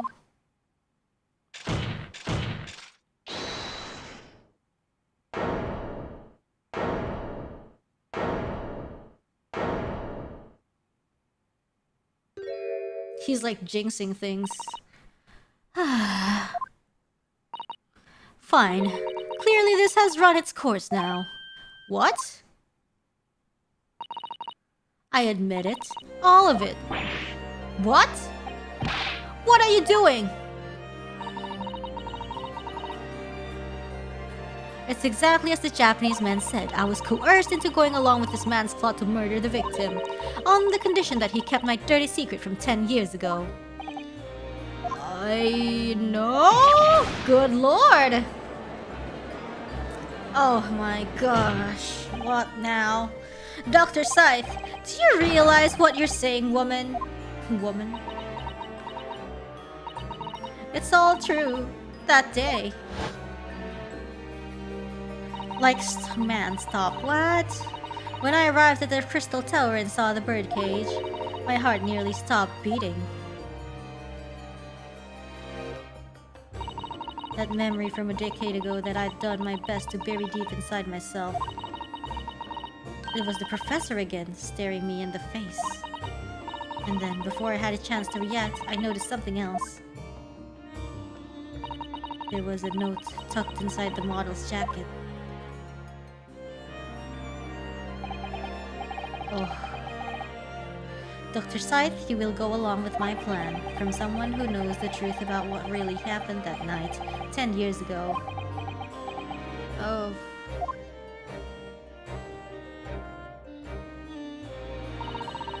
All the instructions were there in the note. Every detail was meticulously written out. I had no choice but to do what it said. I made the necessary alterations to the scene and fabricated the autopsy report as instructed. There was really no other choice. It had to be done to protect the judiciary. I can only apologize now. What? Everybody's like, huh?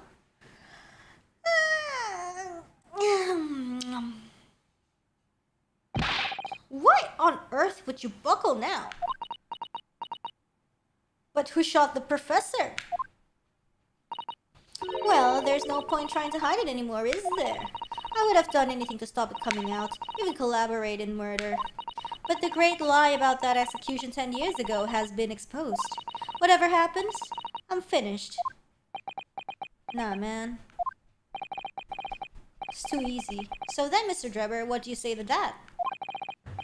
Your accomplice has admitted to everything. I say... Surely it goes without saying. You admit your part in it too, then? Something's odd. I admit nothing. At all. What?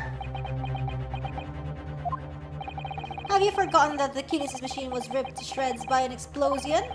Short of me admitting to a crime, there's really no possible way for you to prove I did anything wrong.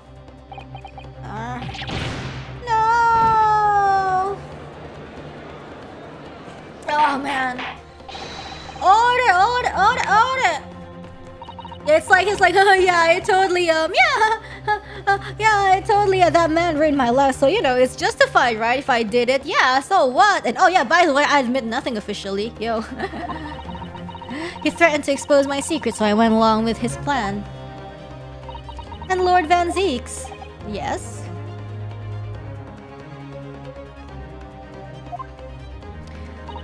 I hope you'll accept my apologies. No, shut up. What happens next is in your hands, of course. It's like, man, I need another drink. I have heard more than enough now. I hereby present the final findings of this court. Final? This trial is not the proper forum in which to pursue the alleged wrongdoings of Mr. Drebber. The defendant is Professor Albert Harebrain. Oh my god. Very true, it had slipped my mind. Whoop. Isn't he one of your closest friends? As the court has heard, Dr. Said has admitted to the allegations brought by the defense, thereby absolving the defendant of any possible guilt. You mean it's over?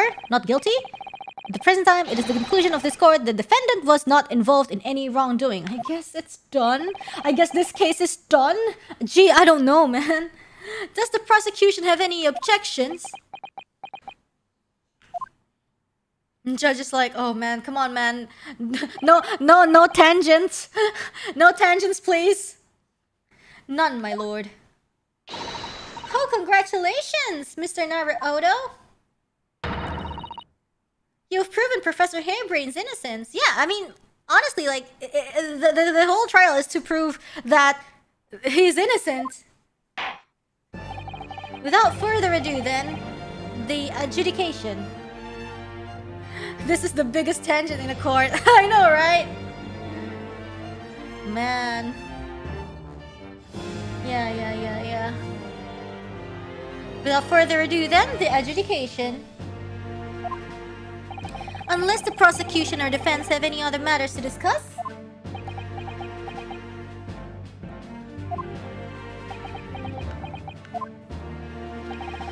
I don't know, this doesn't feel quite right.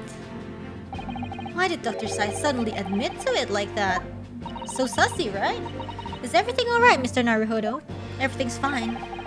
Like you said before, the way the trial is set to end now, the judge will certainly deliver a verdict of not guilty. But is that really what we want? What the defense should be pushing for now is further testimony.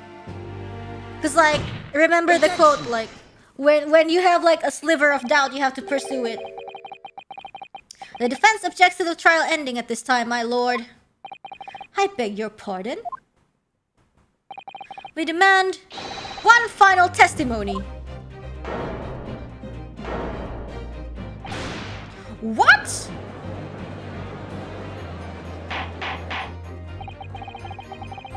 You do realize I'm about to adjudicate in favor of your client, I presume? What are you playing at now, my Nipponese friend? Why would you want to obstruct the conclusion of the trial at this point? Because my hunch says so. No defense lawyer in his right mind would do that. Well, what a coincidence, because I'm pretty insane. Mr. Naruhodo, what exactly are you thinking? The truth. The whole truth. And a way to bring it all out into the open. Yes, in hindsight. Ah yes, one word of warning before I go. If, in the course of the trial this afternoon, you perceive even a shadow of doubt about the truth, don't let it out of your sight. Pursue it like a dog with a bone. Oh yeah, that's what he said, I guess. To the bitter end, you understand? Do not falter, whatever may come to pass. Like Shom said. It's not our job to catch the killer, but do we still really want to do it? I'm sure Mr. Sholmes knew. He must have deduced that this would happen. Yes, I'm here in court to advocate for my client. And to secure an acquittal. Obviously. That's not all. I believe that I have the duty to the court to pursue the whole truth of the case until every last detail is laid bare. Yeah, we made a mistake with McGurger, remember? We're not gonna make the same mistake. And that is why the defense calls for further testimony from Dr. Seif. Testimony from me? About what? About the nature of your collaboration with Mr. Enoch Drebber. Ha! In case it escaped your attention, I've already admitted to everything I did. The whole truth has already been revealed. So stop wasting everyone's time. Ugh! As his lordship made very plain, your client will get the acquittal you wanted for him. There's simply no point protracting this business further with another tedious cross-examination. Oh, what? You scared? Objection. You scared? Oh my god, splash zone! Pray forgive my careless handling of the hallowed bottle I slipped. That's what you call it? What is your objection, Lord Van Zieks? The prosecution also calls for supplementary testimony from the witness. Oh, I need to go to the bathroom before this. Wait, I'm gonna go bathroom real quick, RTA.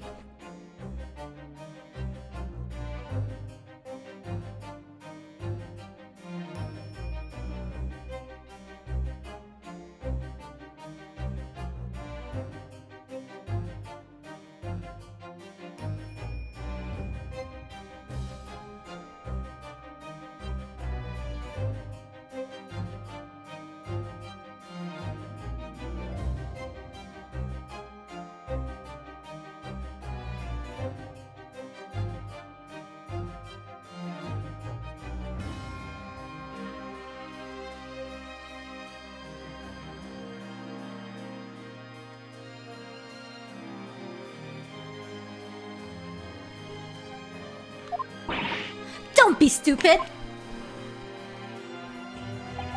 If there is more to this case than has yet come to light, then I will join my learned friend in pursuing the facts until the bitter end. You what? Lord Van Zieks! This is the most irregular, to say the least. However, as the prosecution also calls for it, I will uphold the request. Dr. Seif, you will testify for the court, explaining the full extent of your involvement in the murder apparently committed by Mr. Drebber. Very well.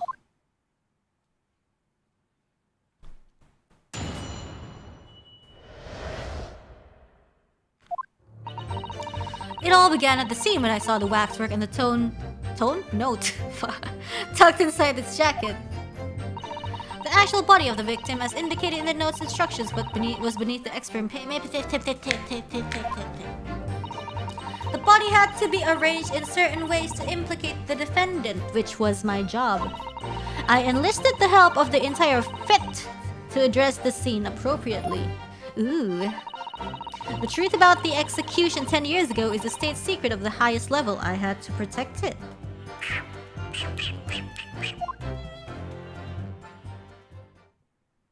Apa sih nggak jelas? The stage and the machine were all specially designed for the deception. So it seems, and all meticulously prepared, you did well to see through it. You're a very shrewd boy.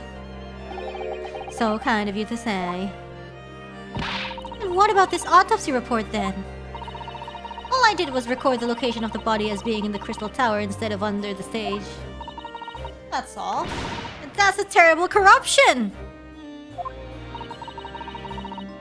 Only my team were aware of the deceit, and then only under my explicit instructions. Nobody else at Scotland Yard knew anything about it, I assure you. We must be thankful for small mercies, I suppose. Well, I believe that testimony has clarified everything. There's no particular need of a cross-examination, I would say. Yo, whoa, what you mean? No, I disagree. I can't shake the feeling that something's wrong. Just look at that expression on Dr. Seif's face. It's the defense's right to cross-examine any witness following testimony. What is it about you Japanese that makes you all so doggedly persistent? Very well. If you so desire, counsel, proceed with the cross-examination. Let's go. Yes, my lord. Lupago. It all began at the scene when I saw the match.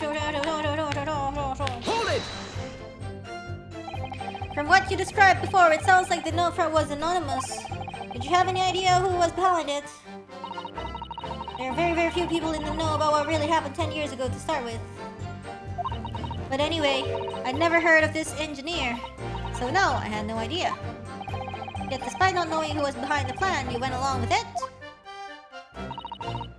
I had no choice. Protecting the professor's secret was my only concern. But the horse was bolted now, and the stable door will never shut again. Scotland Yard's reputation will be immeasurably damaged as a result of all this. Yes, thank you, Lord Van Zeeks. I am well aware of that. So, as I understand it, what you found in the birdcage was the waxwork model. Where, then, was the victim's body? Tao egepe. The actual body of the victim is beneath the experimentation stage. The body had to be arranged in certain ways to implicate the defendant, which was my job. Hold it! So you knew about the special construction of the stage used to carry out the trick then?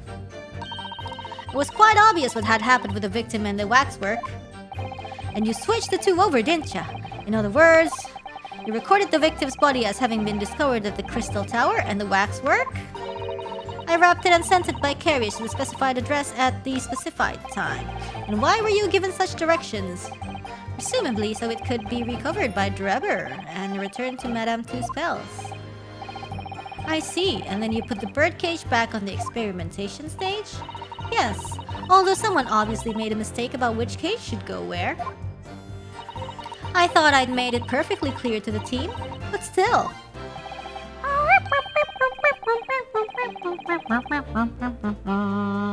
I suppose you are focused on the victim's body, that being a more important detail.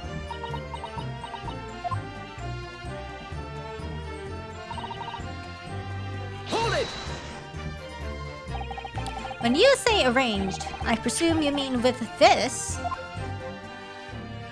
Yes, the instructions in the engineer's note said something along the lines of fabricate some evidence to make it clear that Hairbrain alone could have killed Asman. So, you mean that was your doing? I fetched Hairbrain's ridiculous screwdriver from the stage and took it with me, alone, to the abyss under the stage where the birdcage had fallen. Alone, Doctor? Oh? I didn't feel it would be appropriate to involve anybody else in that particular part of the deception. What?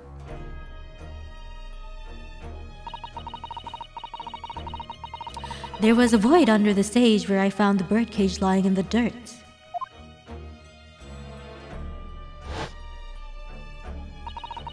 I approached it, leaned down, and slowly opened it up.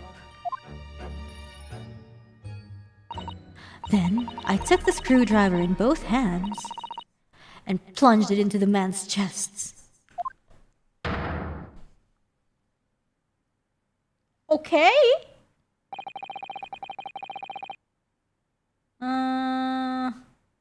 Kind of weird. As the fictitious cause of death. Exactly. So the actual cause of death was... what? The trauma resulting from the 30-foot drop. My word. What is it, Mr. Sato? Something about Dr. Scythe's last statement is pretty sussy. It's playing on my mind, that's all. Yeah, mine too. Dr. Scythe? There's really no need to shout. I can hear you perfectly well. The defense calls for you to add what you just said to your formal testimony. Oh, which part? What I want her to supplement their testimony with is...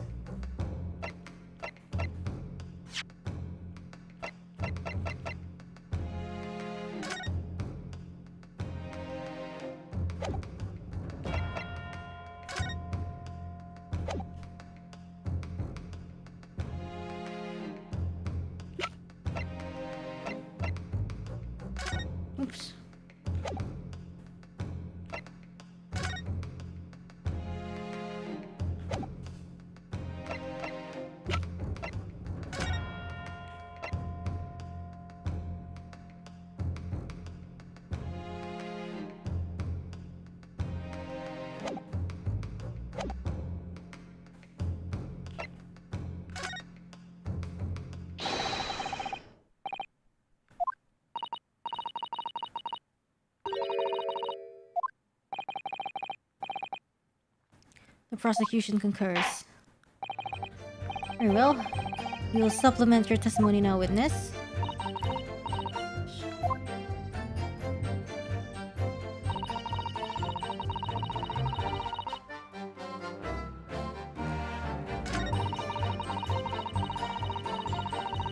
Hold it! The entire team in perverting the course of justice? My team consists of the very best investigators there are. I demand loyalty from all members. We operate on a code of chivalry of sorts. You aid and abet a murder, commit perjury, and dare to talk of chivalry? It was a matter of priorities. What? Nothing was more important than protecting the secret of the professor. My team did what was necessary without losing sight of the primary goal. I consider their conduct exemplary. Ugh. Don't concede the point, Mr. Naruhodo. You mustn't let her win. I need a lawyer. I'll take that silence as tacit acceptance now. Can we move on? The truth about the execution 10 years ago is a state secret at the highest level. I have to protect it. But at what cost? Faith in Scotland Yard is going to suffer a terrible blow as the result of this. And your precious secret is out now anyways. Yes, as you say. And I take full responsibility. Blow me down, Dr. Scythe.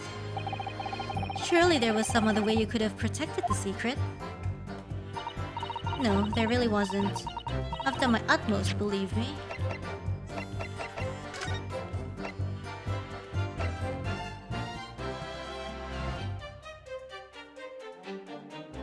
Oh, it's Courtney. Damn. Okay, I guess I'm gonna change my mind. In many ways, I respect your determination. Phew, I nearly froze under that cold stare she said that.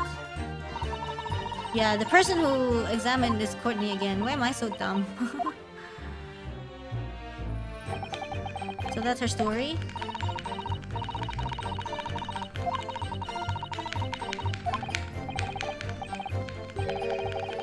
You just have a feeling? Do you, Mr. Naruhodo? The truth is, I found it. Yeah, like, cause I thought like, it would be too easy, and then I checked. Oh yeah, this person who wrote the thing is also Courtney. So like, I guess yeah.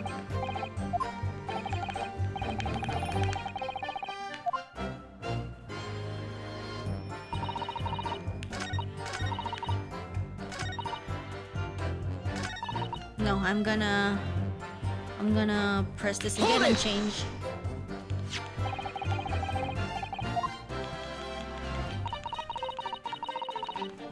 Merely carrying out the engineer's instruction in his words. Fabricate some evidence to make it clear. Well, I can't escape. What? And so you went without any of your team to where Asman had fallen. That's right, yes.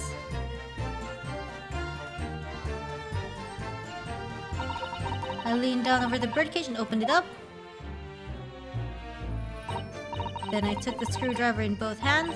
Where'd you...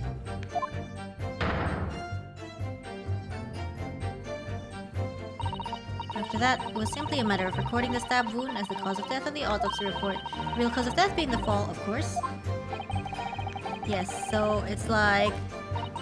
You know, if you think it would be appropriate, I'm sure you could ask Dr. Scythe to change the supplementary testimony. Yeah. I want it to change. I want her to change it. Have her change it. Dr. Scythe, what you said before about what you did to the victim's body, I believe that may be significant, so could you change your supplementary statement to explain that instead? Very well. I stood over the victim's corpse where it lay on the toppled cage and plunged the screwdriver into the chest. Let me press that first. Hold it! So it was you who stabbed Asman with this? Yes, far easier than dissection, I assure you. No precision required. What a welcome change. The victim died instantly from a snapped neck. All I did was carry out the instructions I'd been given. As unflinchingly as ever, no doubt. I imagine you didn't bat an eyelid when you drove the weapon into his body. There was no need to bat my eyelids. And what else did you do to twist the facts? Remind the court, why don't you? If you wish.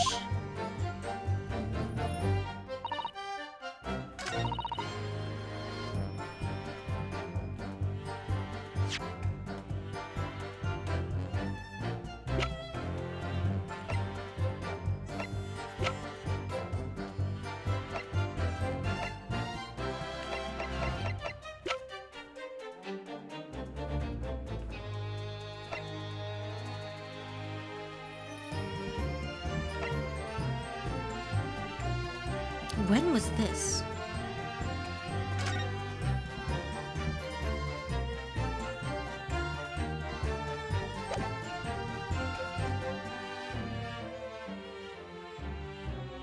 Yeah, there's a stab wound, but what?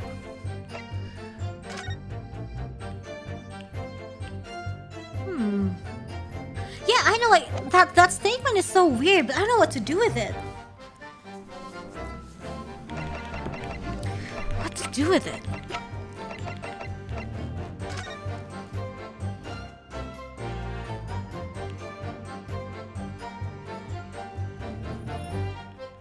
Like, I don't know about the photo. Like, is there like, I don't know, photo? What does it say?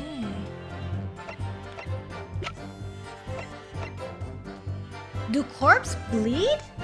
Does blood still flow when people are already dead? Cause like if she says like the fall is the cause of death.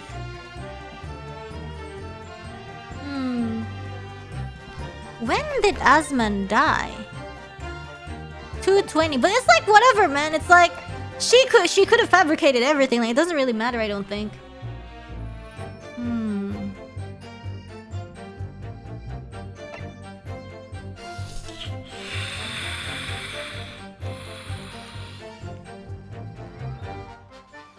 This cause of death doesn't matter. Like she could have lied. She said she lied about it. She said she lied about the cause of death.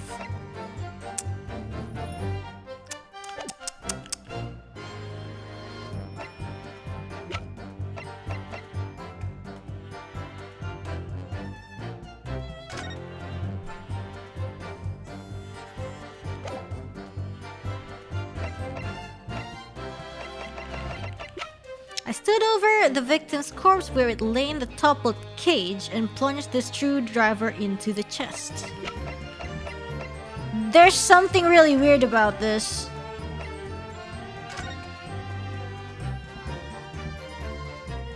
Why the blood?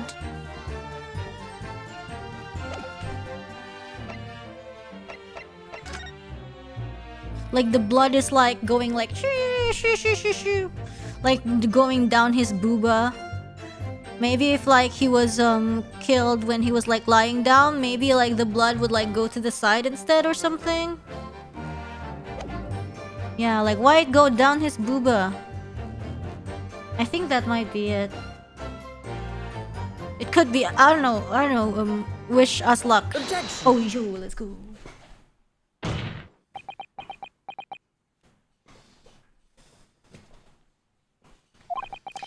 I've got a nasty feeling that this inconsistency points to an extremely uncomfortable truth. What on earth is the matter, Counsel? Have you lost your tongue? I apologize, my lord. This BGM slaps. Dr. Scythe, in that last statement of yours, there's just one point that seems to defy explanation. And also defying gravity, Lamau. Out with it, my learned friend. There's an obvious inconsistency between your description and this photograph, which shows the victim in the birdcage following the events that led to his death. Objection! The court has already examined that photograph in depth. There's nothing new we can learn from it. Objection! Yes, we have already considered it. That's true. But we know now the facts to be different. What do you mean? I believe we should let the defense explain. Where in this photograph would we see the alleged inconsistency with the witness's statement? This. Blood. Take that! Look closely at the blood stain on the victim's chest. It clearly extends in a downwards direction towards the man's feet. Feet? And why is that significant, counsel? If the victim was stabbed moments before the kinesis machine was set in motion, that's entirely expected. But... of course, no, that's not what happened. Exactly, my lord.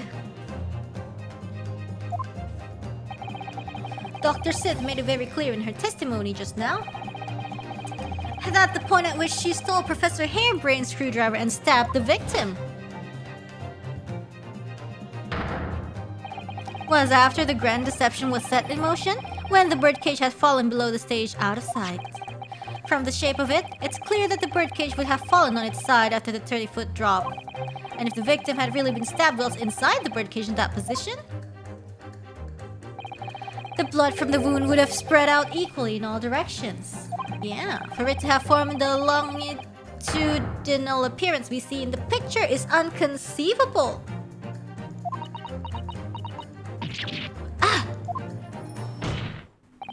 Given that the victim's blood seeped vertically downwards from the wound, it must be the case that when you stabbed Mr. Asman, he was standing up. Why did you lie about that, Dr. Scythe? You liar! Your latest testimony was a total fabrication, or in layman's terms, BS. Ah!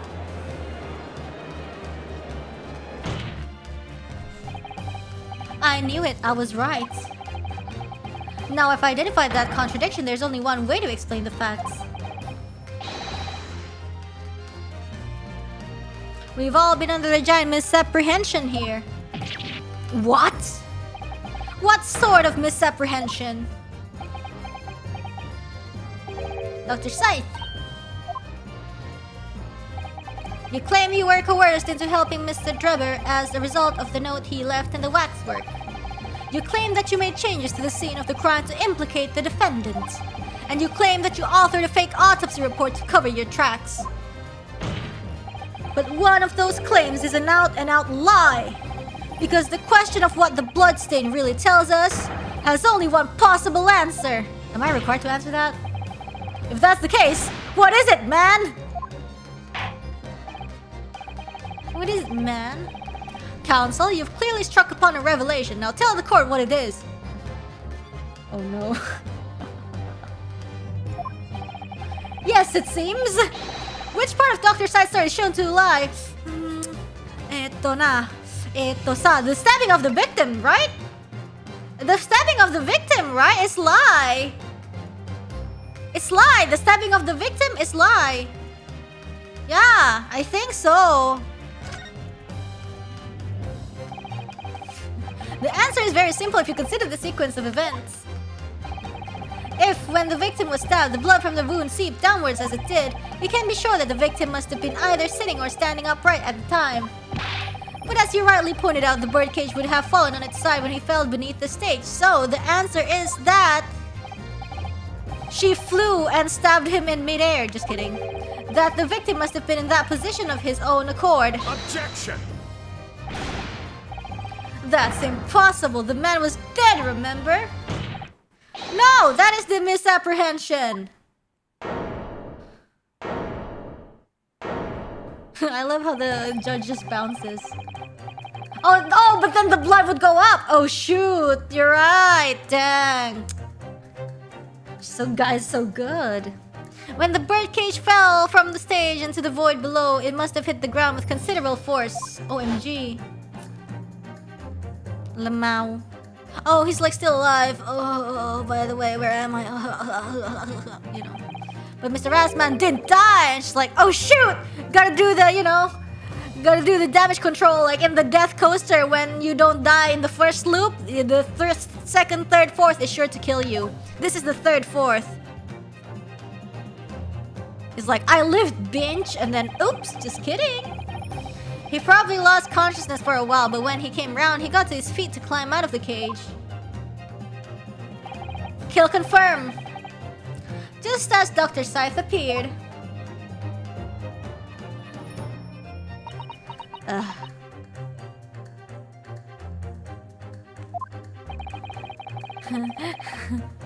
If the victim was in fact alive at that point in time, it changes everything. OMG. She double tapped. Oh. Oopsie. No! She's the one that gets the loot and XP. Mr. Odiasman's killer wasn't the defendant, Professor Albert Harebrain. Nor was it the mastermind behind the stage trickery, Mr. Enoch Drebber. It was you, Dr. Courtney Scythe, you filthy kill stealer. Grrr.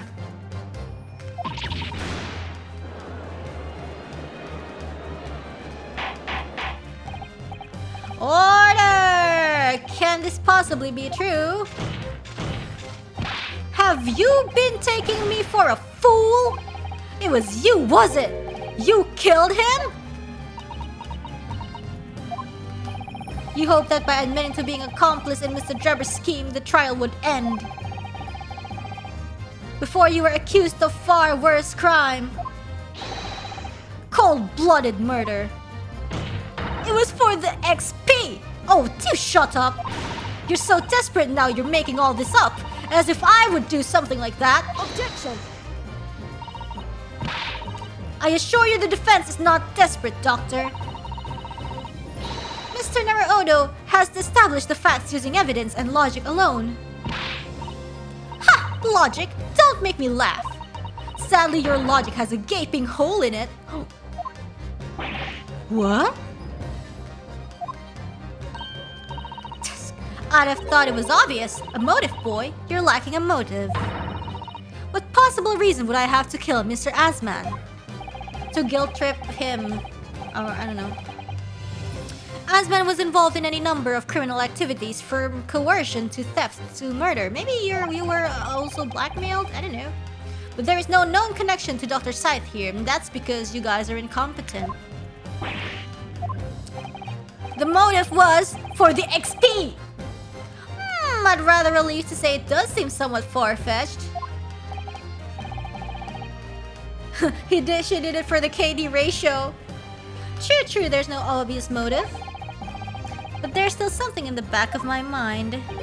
I feel sure I've seen something somewhere that hints at why the coroner might have done this. Yes, I might have tampered with the crime scene and concocted a fake report. So, you know, what about the professor? What's up with the professor? My god, could it be that... She wants to play of the game. But murdering someone for no reason is a very different story. Objection! I was just doing my dailies! No, when you question what possible reason you could have for wanting to kill Mr. Asman, something did come to mind. What is it, counsel? Enlighten the court at once.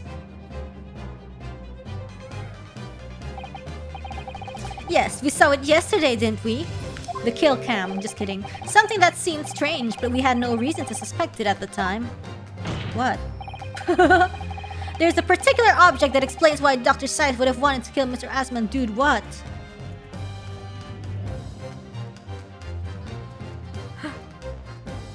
Bro, what? I don't know. So many scalpels. What? Because Dr. Asman probably knows. No, like there was like a scalpel in like the... Yeah, there was like 500 scalpels. I'm like, what? Dude, what is this? Like, we thought... Okay, see, like, we thought it wasn't important. Like, it has to be like the freaking scalpels. Like, I have no idea what, you know, why they were like, Lamau, there's 500 scalpels in this room.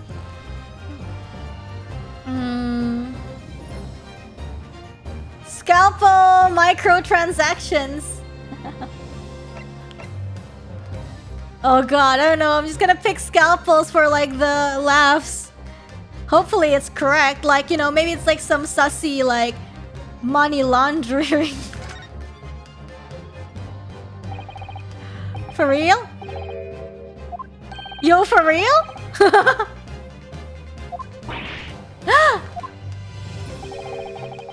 It would appear that word has struck a chord, Doctor. Ew. Come on, out with it.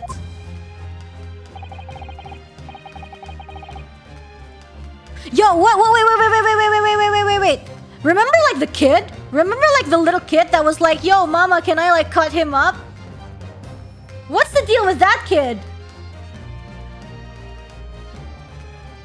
I feel like the kid is like super like suspicious. Like, I don't know, man. Like the Zero kid. Just a side character, a dissection addict.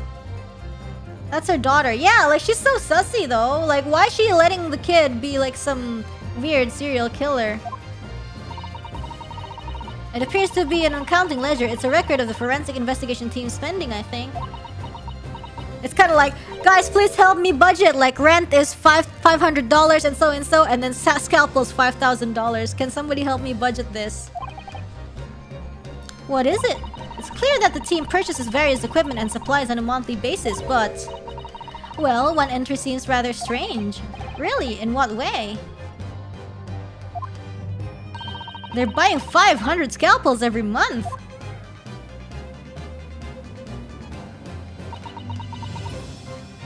It's my children's toys.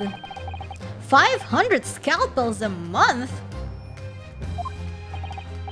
At first I wondered what on earth you could be using that many scalpels for. But actually, I realize now it's not the scalpels themselves that are significant. It's the money for them, disappearing every month from the department's accounts. Yeah, it's like some kind of like weird money laundering scheme or something. Asman's criminal organization relied heavily on extortion for its funding.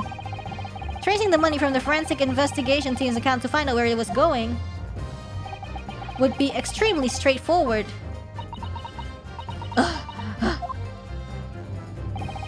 10 years ago... Embezzling, yeah, that's what it's called. 10 years ago, when Mr. Asman was still a journalist and wrote this article about Mr. Dreber, he may well have stumbled upon information as he was researching the story. Information relating to Dr. Said's darkest secret that he would use to rack money from her for the next decade. Her darkest secret? Good lord, what you mean?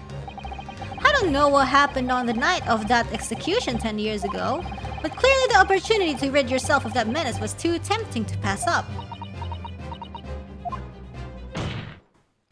So in the end, you weren't coerced at all, were you? You did it entirely of your own free will. You stabbed Mr. Asman in the heart with all your might to silence the blackmailer who knew your dark secret forever.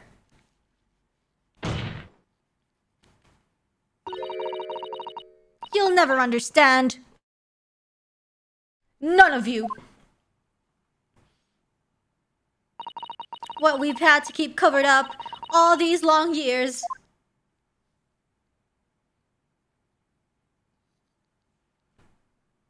It's time for the mental breakdance.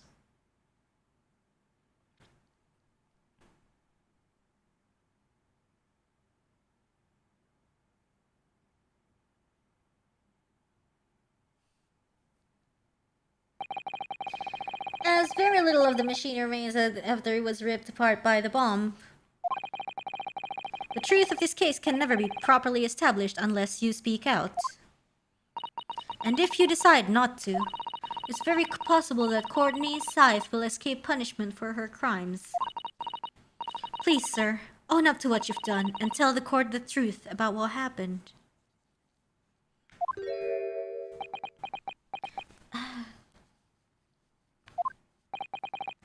10 years ago, you told the truth, and you were robbed of a bright and successful future as a result. I can certainly understand your bitterness and your consternation now, however. This is surely the chance you've been waiting for, to sever the hold that fate's had over you all these years.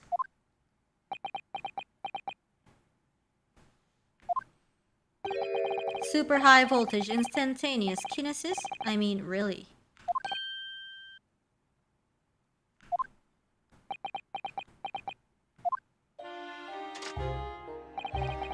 addle-brained mock scientists that are the worst, you know? They don't recognize the fact that they don't have talent. They can't even get that right. And so they end up chasing impossible dreams, having unbridled faith in their abilities. They go on and on about their wonderful hypothesis, their stupid eyes shining like a little child's. They make me sick.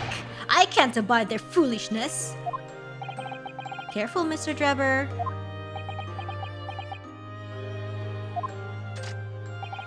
I was particularly pleased with the kinesis machine. It made for quite a show, didn't it? So you admit it? You admit that it was nothing more than a sham made for the purpose of killing the victim? Yes, I admit it. I did it all, in the name of revenge. Revenge for the future that Mr. Razman's article had deprived you of 10 years earlier. But the revenge you sought didn't stop at Asman, did it? Which is where that very particular waxwork comes in. Yes, I see. The condemned convict that you saw rising from the grave in Lowgate Cemetery 10 years ago. If your account of these events was all true, then obviously Scotland Yard couldn't afford to acknowledge what had happened. Even if it meant discrediting a bright young man and crushing any future career he might have had. So your plan required that you abduct that particular waxwork model in order to exact your revenge on Scotland Yard as well, or on Dr. Scythe to be precise.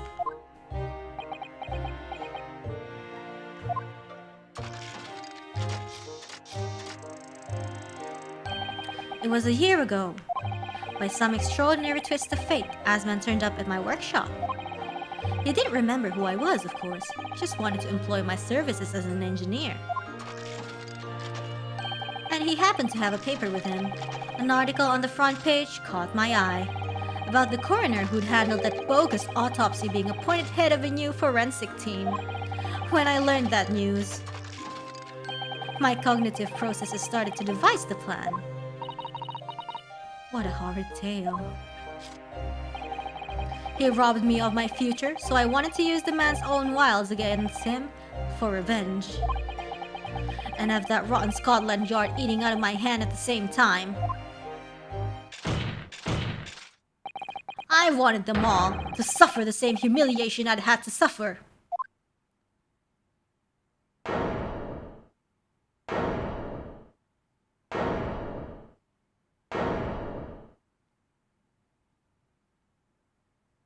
Wow. Your actions against those who'd ruined your future were justified as revenge, at least to yourself. Certainly no one has the right to destroy another's prospects, especially for purely selfish gain. Yeah. And yet, in carrying out your plan, you did exactly that to someone else, didn't you? Did I? Professor Harebrain's only crime was passion for his hypothesis. But you had no compunction about sacrificing his future to effect your revenge. You knew that he would be forever branded a failure and a fraud.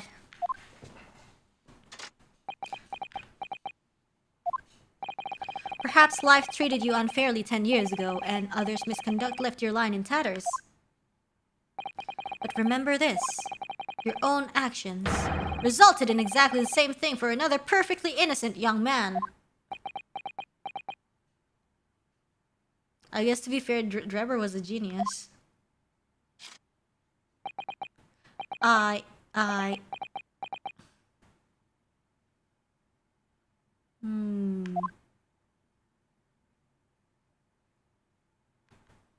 Yeah, like, Harebrain didn't do anything wrong. Like, you could have, like, not dragged him at all or something. But I mean, then again, it's probably impossible, huh?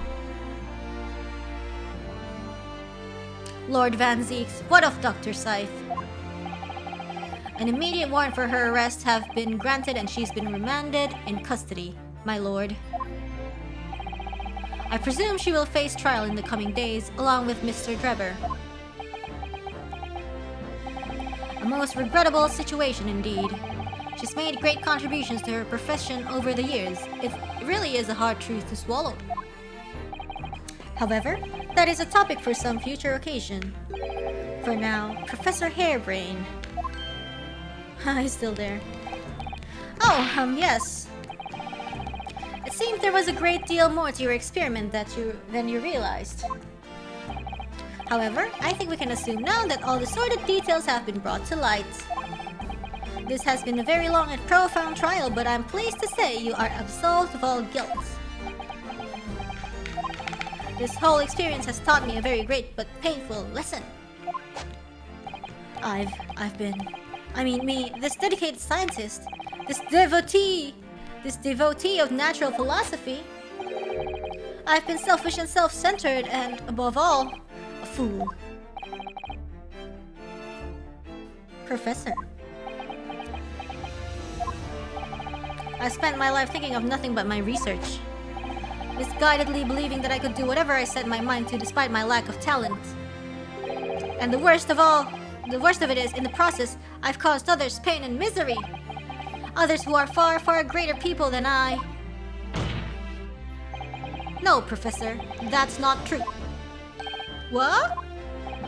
Don't tar yourself with the same brush as Drebber. What happened was his doing, and his alone. The outcome is his fate, not yours. You're not to blame in any way. Yeah, he's the one who made the messed up machine. Lord Van Zeeks. And the derision with which he referred to you earlier, calling you a fool, talentless even. The man has no idea. To believe in yourself and work your fingers to the bone to realize your dreams. That's laudable, not laughable. No one has the right to deride another for such choices. Oh. Thank you, Baroque. So, ladies and gentlemen of the jury? Yes, my lord. I forgot the juries exist again. It is this court's expectation that you find the defendant not guilty of the charge of which he stands accused. I presume there are no objections? None from me, my lord. Certainly not. This trial has really made me think, but this is the right decision. It's all been proven methodically and rigorously. I have no misgivings whatsoever. What's that? He's done, is he? It's all over? I don't know what's become of the yard these days. I don't recognize the place. Very well. In that case, I hereby pronounce the defendant not guilty!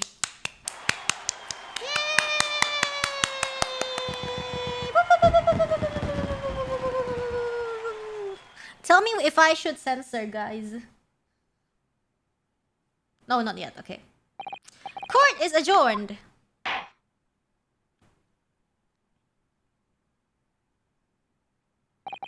It's over. That was some trial.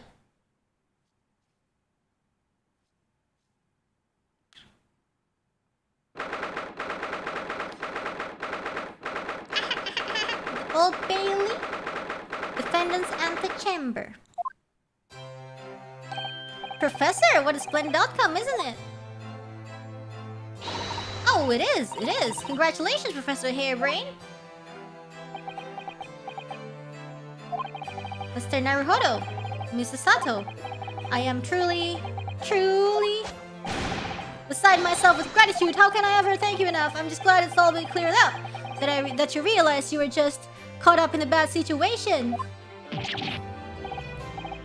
Right now, you know, if I had that research grant money, I'd give the whole lot to you, every penny. Well, that's very kind, but I'm just a student, so I don't need any financial reward. Your acquittal is more than enough. Oh dear, oh, what can I do? How about this as a memento? The paper about my hypothesis is inside. Well, just as a memento then, thank you.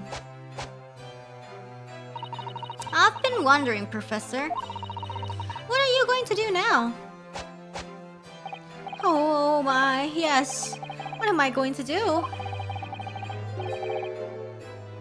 My hypothesis and my great machine lie in ruins. Still, it's been too long since I was last in London, so perhaps I'll enjoy some sightseeing.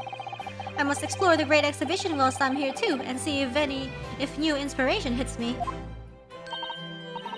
Oh yes, that's a wonderful idea. I can't allow that. Whoa! Lord Van Zeeks, what are you doing in here? Barak? I'm sorry you had to go through that, Albert.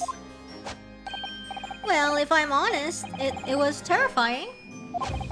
You were like a great demon behind your bench there, snarling down on your prey. You're one of the few true friends I have. Oh, nice. I couldn't leave it to anybody else to handle the prosecution or the defense. Sorry? Or the defense? Did I just hear that right? OMG! Mon Dieu. I always knew that you had my best interest at heart, don't worry. How about you show me around while I'm here in town? It's been a long time since we left university. We have a lot to catch up on. Let's go. Visions of bromance. Listen, Albert. In a few days, your acquittal will be made official. When that happens, you must head straight to Dover. I'll accompany you. What? From there, you'll cross the channel and make your way back to Germany. I've already purchased the tickets. But no! Hold on a minute, Barak. What about the Great Exhibition? This is the chance of a lifetime for me. I want to look around. No sightseeing, Albert. Give up the idea. Whoa, what's up, though? Ugh. Sometimes it's hard to see any warmth in those eyes, Barak. Oh, to avoid the Reaper! My! Lord Van Zeeks. What's all this about? A necessary precaution.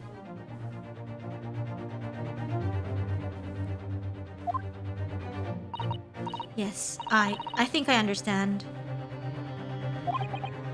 You do? Well, Iris told me that when you met Lord Van Zeeks at his office some days ago, he asked how Mr. Natsume was doing. Yes, that's right. I remember being surprised at the time and thinking it was nice of him to ask. The point is, Mr. Natsume is still alive and well. Even though it's been more than 6 months now since he stood trial with the Reaper as a prosecutor. Oh, that's because he flew straight to Japan! Right? The Reaper's influence doesn't stretch overseas? Yeah, Reaper's too poor to afford a plane ticket. Those in the Reaper's sights meet their ends days or sometimes months after their acquittal. That's been the pattern up to now. Kutukannya region lock, iya emang. But of course, we know that both Mr. Natsume and Gina were completely innocent. Gina's fine. No, Gina's not fine. She got in jail. Gina was in jail, I guess. And she's like under supervision of police now. And perhaps that governs the Reaper's actions, and the truly innocent are spared.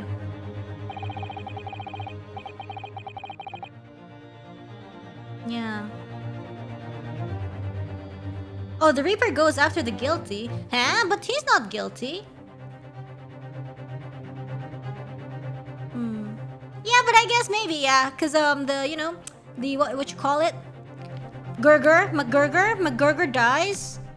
Yeah, maybe the Reaper actually only chases like the actually guilty people. Kinda like the what you call it? Yeah, like a vigilante, like a weird vigilante of some sorts. Meh, I don't know. Barak. But it's just a theory. We don't have all the pieces yet. But it's people's lives are on the line. He doesn't want to risk it, of course. Like the mustache Nipponese, this man should leave the country without delay. That's why I'm packing him off to Germany at once. Right. Does your friend-shaped package get any say in it? Oh goodness, was this your intention all along then, Lord Van Zeeks?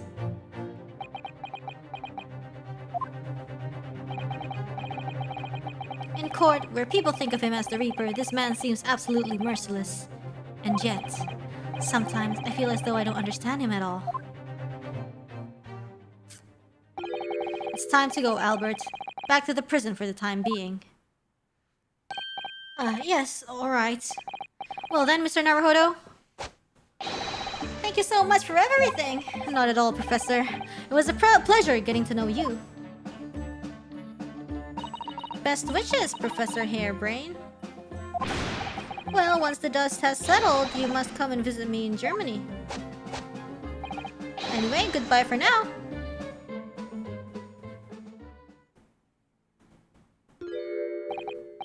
Now, my Nipponese friend. Oh, yes. I thought you'd gone too. We have matters to discuss. Can you spare me some time? You want to talk with me? Spacey. I'll be waiting in the courtroom in 10 minutes.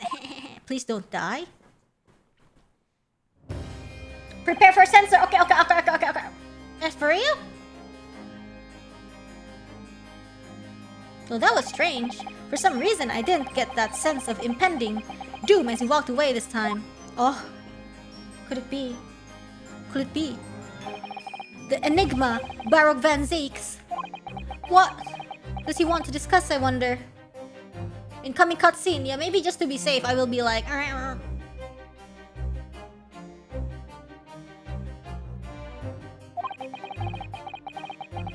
Yeah, I'll just be safe. The answer awaits in the courtroom, I suppose. Okay, I'll just censor. What is there to censor? I don't know.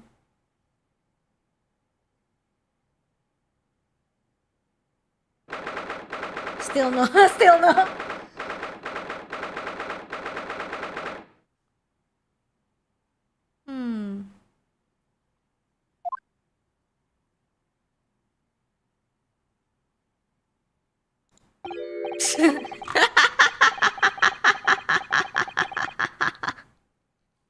I'll describe it just to be safe. It's like, so they're like, so are you satisfied? You saved the guileless scientist from a great injustice. Like they're like just talking Lamau. They're just talking Lamau, and it's like, oh damn. Are you censoring the voices too? There's no voices. And then Ryunosuke is like, oh yeah, I think so, yeah. Oh no, oops, I censored it. Oops. I think so. I'm relieved at last that the man's innocence could be proven. Lamau. Van Zeek's like, anyway, I don't know. I imagine you've been wondering though where my animosity towards you, Nipponese, comes from. He gonna steal. He gonna spill the beans. He gonna finally tell like why. He finally gonna tell like why. You know, wait. I turn on BGM. And like, he like his cheeks.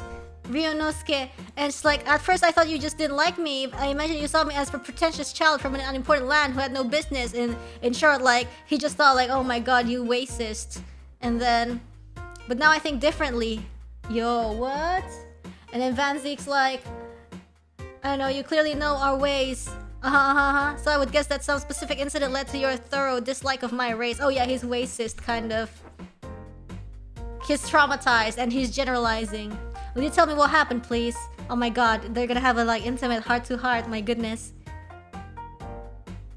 Yeah, like I thought you were racist, but oh, apparently I guess you were racist because of like a past trauma or something. The professor was Japanese, just kidding. I know I'd never hear that name in its courtroom again, to be honest, katanya Van Zeeks. He took your brother's life, OMG, Susato says. Clint, and then my brother was Clint Van Zeeks. And then he said, and he's like, okay, 16 years ago he was like a teenager, right? He was already the director of prosecution. Oh, like Clint was like super genius, OMG. I looked up to him, he was everything I aspired to be. Oh, okay, and then what? Susato's like really sad. Yeah, something. He was involved in the establishment of justice systems. Yeah, anyway, you know, Clint is like so cool. super prosecutor, OMG, exchange program. Like, he's la la la. Van Ziek's Barak was like, OMG, I admire like my brother so much. Ooh. 3 judicial students came to Britain from your homeland, the Empire of Japan. I don't know, man. Oh, I don't know. If it was 16 years ago, then one of them could have been my father. Wait, what? Ha!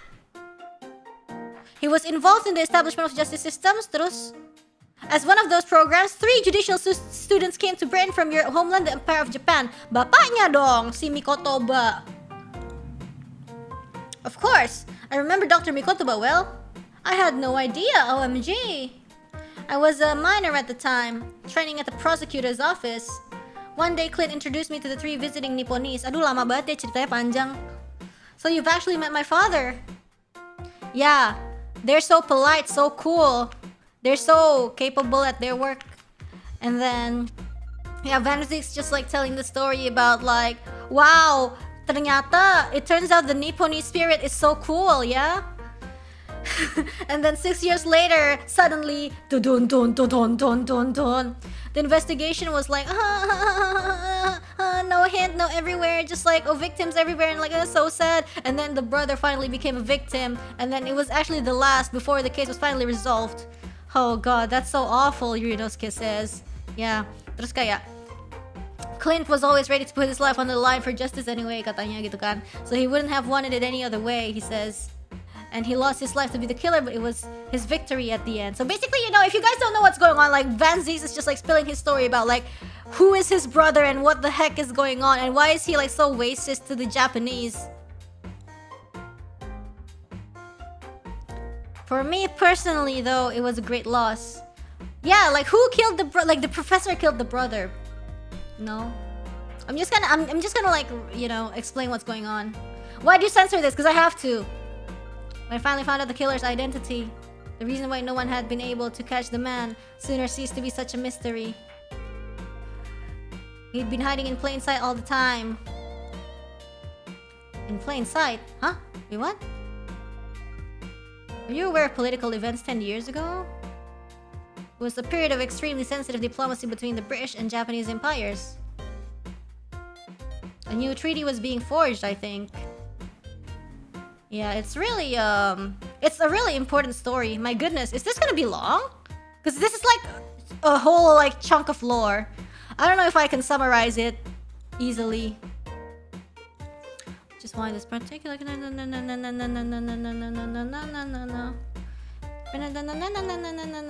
If the British public had known the identity of the killer, not only would the treaty have been in... Ah! So that's why they covered up, like, the identity of the professor!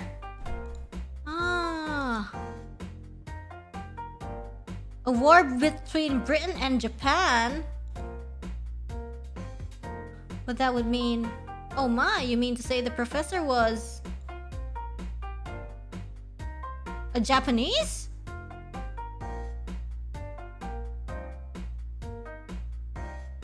Oh my god, this is the cutscene! Oh, they're gonna reveal the professor's face!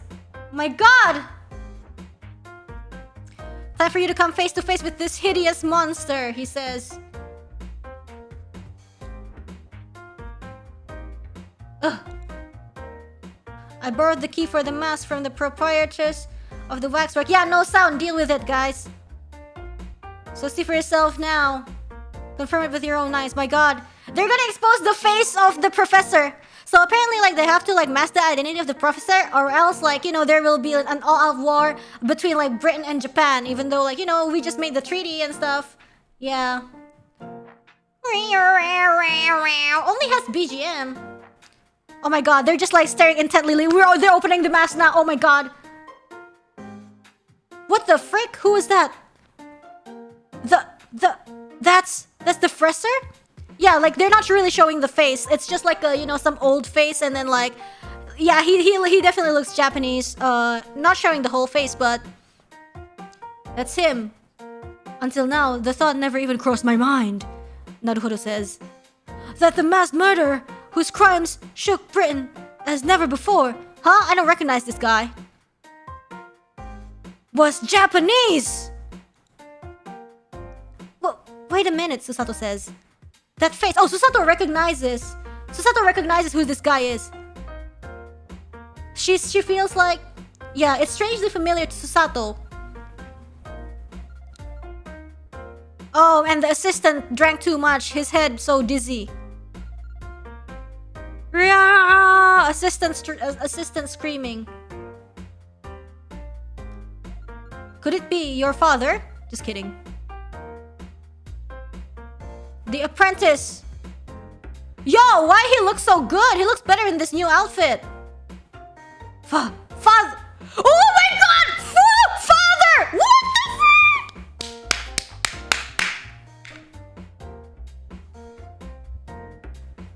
Yo, what?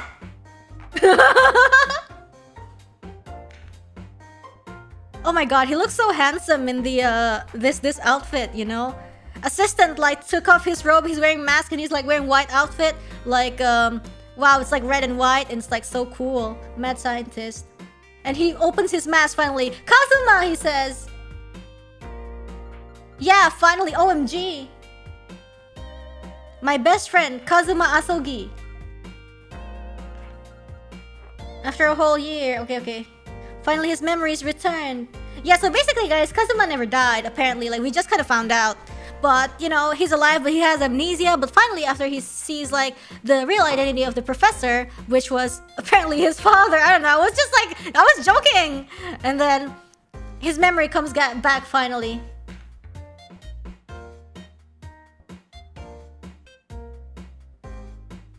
Oh my gosh, I see. As he stood there before me. I think he looks better with the mask. I don't know, preferences, I guess. Ryunosuke. Sounds so husky. And there's like the dramatic music, you know. Hello again, he says. My friend. Kazuma-sama! Oh my god. Judicial assistant Mikotoba. Oh my gosh, they had like a very, very touching reunion. Yeah. It's been a very long road. He said, thank you. Oh my god. Thank you for guiding my friend here when I could not. Oh, that's so nice. The cutscenes are so good, guys! Oh my god! This cutscene is so good, I'm so emotional. I'm sorry I can't really share this with you guys. Yeah, that's why Lord Strongheart was like, I don't know. I owe you thanks too. Kazuma is alive. Yeah. We kind of established it this morning, I guess. For taking good care of that in my absence. Oh yeah, the sword! The sword! Karuma. The great blade of the Asogi clan. Man, this is so good. Oh my. Oh.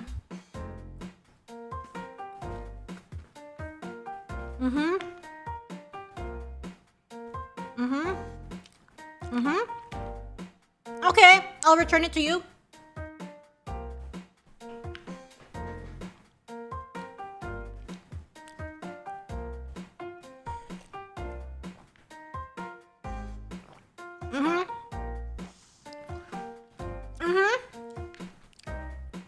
Yeah, this is just some like sentimental stuff. I'll tell you guys later if you guys are curious. Yeah, and now you're actually not dead. Nice. This is really good. Man, I really want you guys to like play this by yourself and like look at the cutscenes. It's like, ah.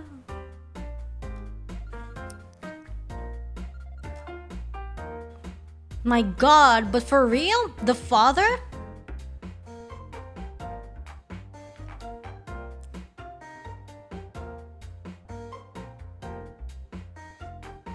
Are you evil?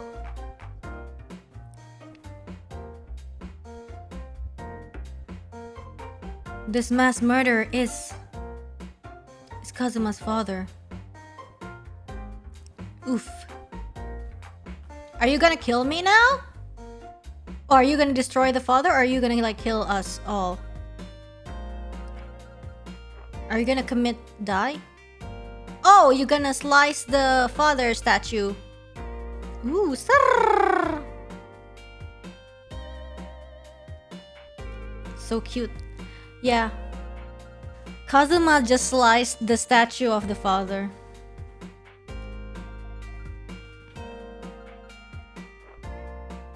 Oh man. Madame not gonna like this. We have much to talk about, he says. But now's not the time.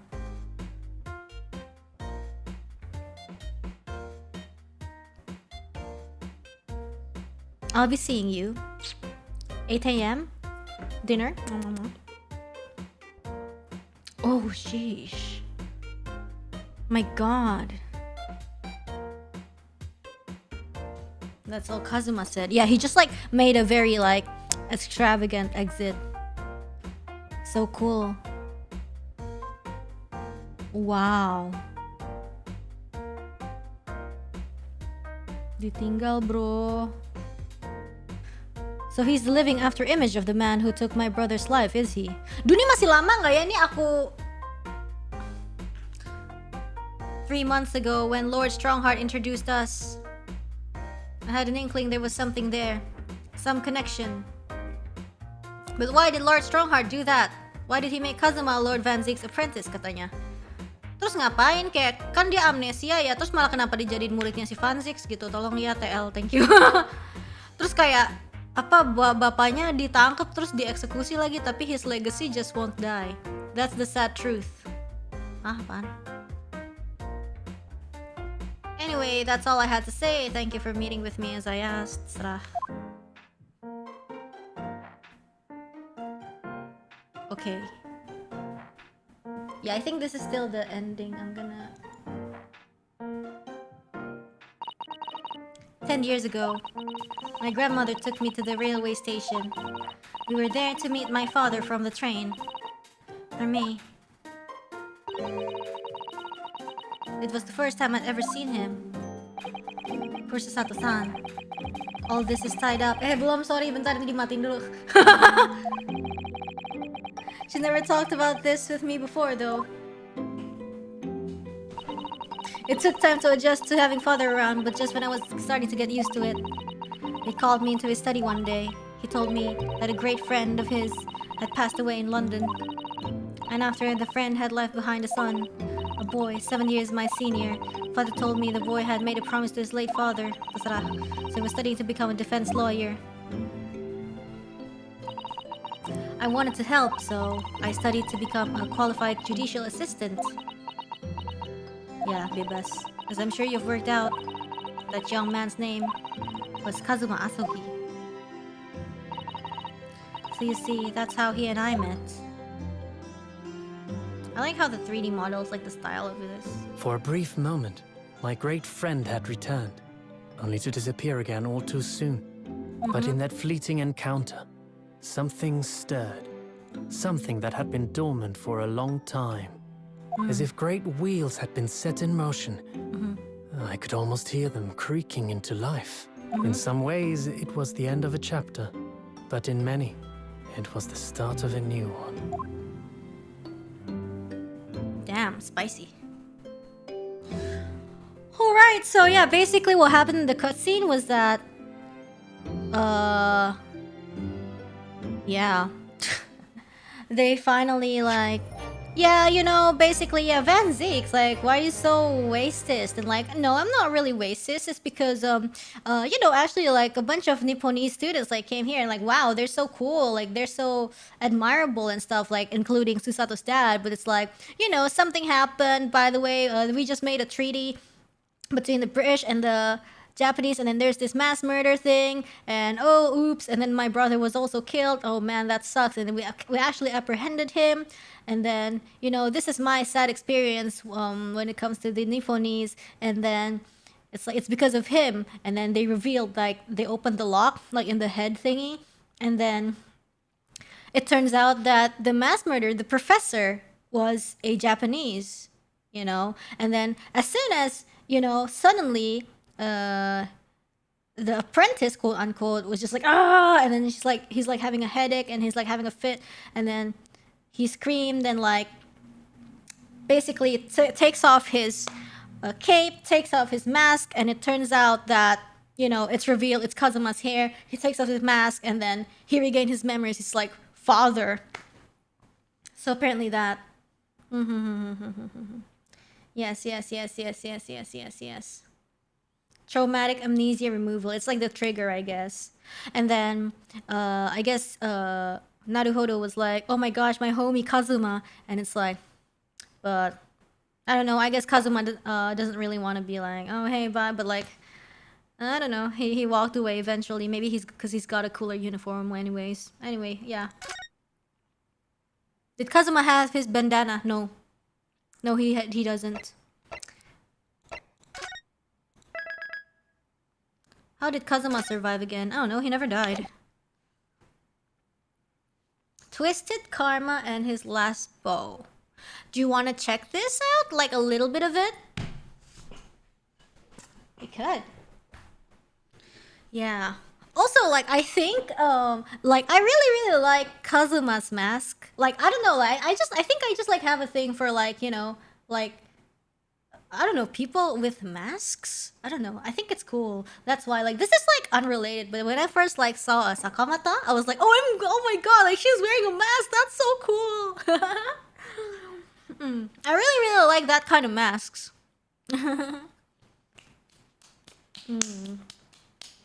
Yeah.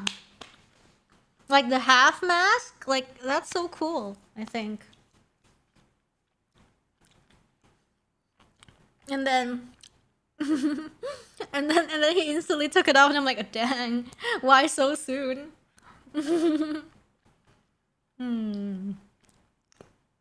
Yeah, the Phantom Thief kind of mask. I love it.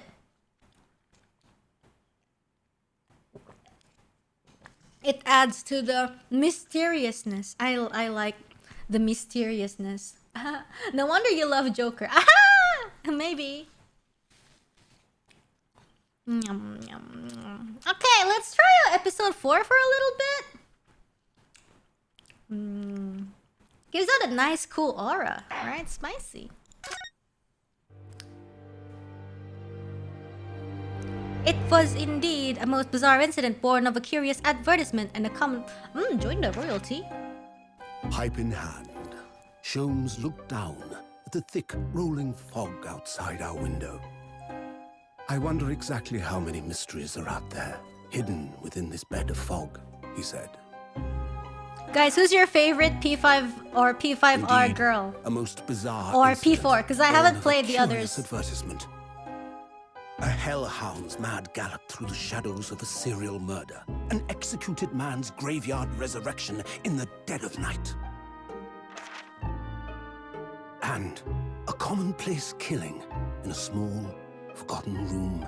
Oh no, don't start it raining. Ah, those who can't deal with the There is waifu wars are naturally weak. Always another side. Waifu to every wars case, suck. of which most Waifu wars remain suck, but ignorant. only if they're not like official. If it's like a harem anime is or like a that harem game, other you know, side I am which on the side compels that you to the scene everything of the goes, crimes. anything goes. So quickly now. Waifu wars take are part your of the hat culture, and let's exactly. be on our way, Unless my nothing dear is fellow. canon. If nothing is canon, I think it's like stupid. For our But adventure if it's like a is not harem over anime yet. or like a whatever, I'm Come, sorry for talking the game over is the afoot. cutscene.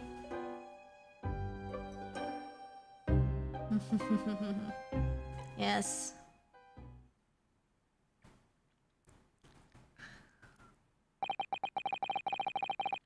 Daya is the doctor, right? The spicy doctor girl.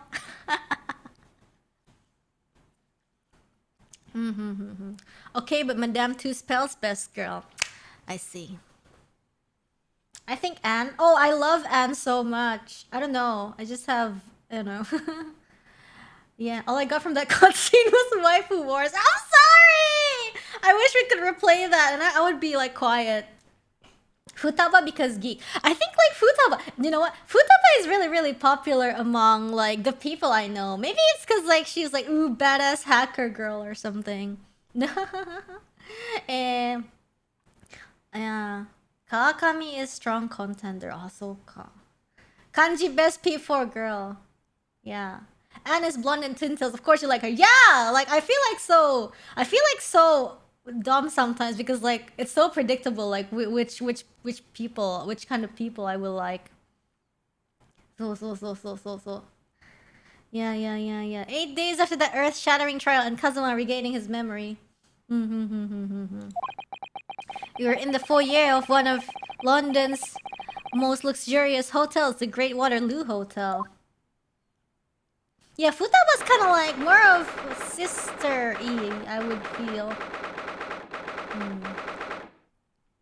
Yes. So you gotta choose Aegis. Wait, is Aegis like the robot? Wait, I don't know if she's robot, but like, is she the blonde one? I don't know. No, it's not dumb. I don't think dumb is the right word. It's just like, I'm so predictable.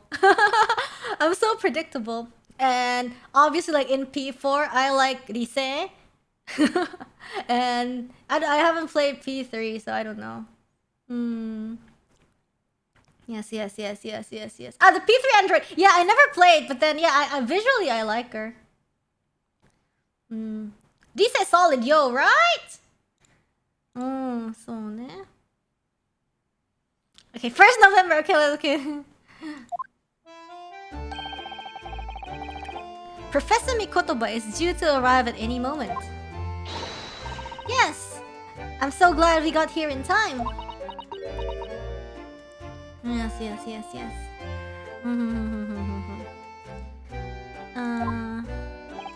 Susato-san hasn't been the same since what happened. Not that I'm surprised. The truth about Kazuma-sama's father. Do you suppose my father knew that he was actually the mass murderer? The professor? You mean? I knew that's what she was thinking about. There's a good chance, I'd say. I mean, they did come here to London together 16 years ago, didn't they? Yes, that's true. Come to think of it, didn't you say that Professor Mikotoba knew about Kazuma going missing in Hong Kong as well? That's right. But for some reason, he wasn't at liberty to talk to me about it. That probably means he knows then. Well, Kazuma showing up here in London with amnesia and that he's regained his memory now. OMG! Hey, Kaget! Ah, there she is. Oh my god, it's Mikotoba and the Judge Jigoku! Yo, what's up? My daughter. I'm very well, thank you. We're delighted you've arrived safe and sound. Wow, they look so gentleman-like, so Western, so London gentleman, so spicy and fine. Hello, Mr. Naruto, very kind of you to take the trouble to meet us here. Yo, oh no, not at all. It's my pleasure. They have like the like the Bara body. You get it? We've heard all about your extraordinary exploits here in London, you know. Like, Kazuma is an ikemen, and but they're like the judge is like, ooh, Bara handsome type. Yes. The news has crossed the seas. Yes, it has. I always look forward to reading the monthly reports that arrive with the steamships from Britain. Yes. Like, he seems like he could be like in a dating simulator for like hot dad or something. I don't know. Well, thank you very much. Who's this man? And why do I feel as though I've seen him before? I take it from your expression that you can't quite place me.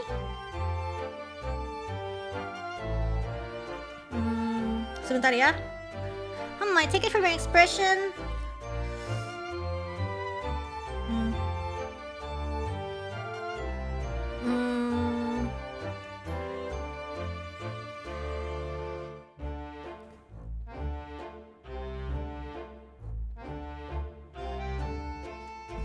I take it from your expression that you can't quite place me.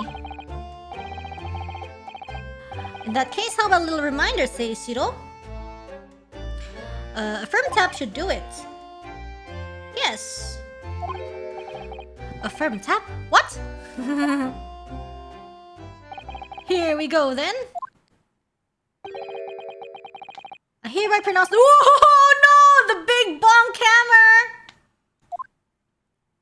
Bonk! Guilty! Ah. Oh, you're...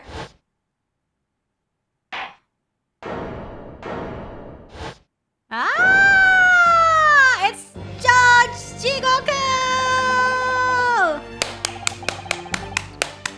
He got PTSD.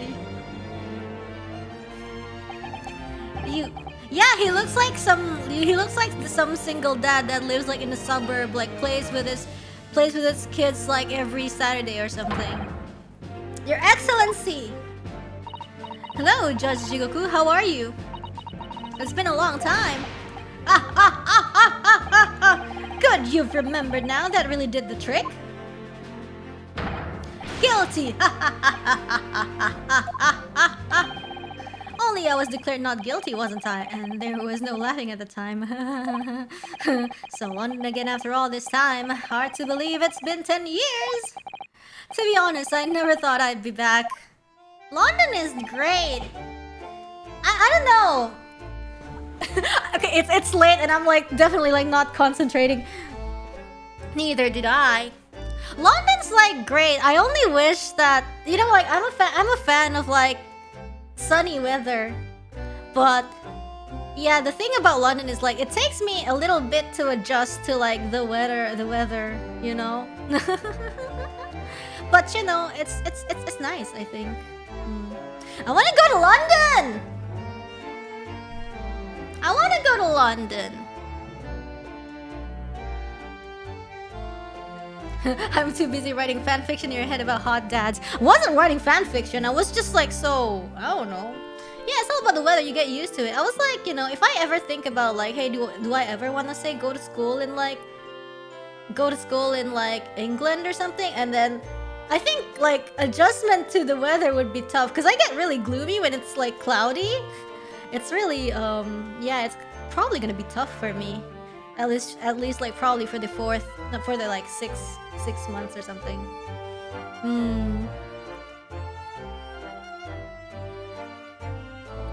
Yeah. But I guess yeah, if I was there for like vacation, then it would be nice.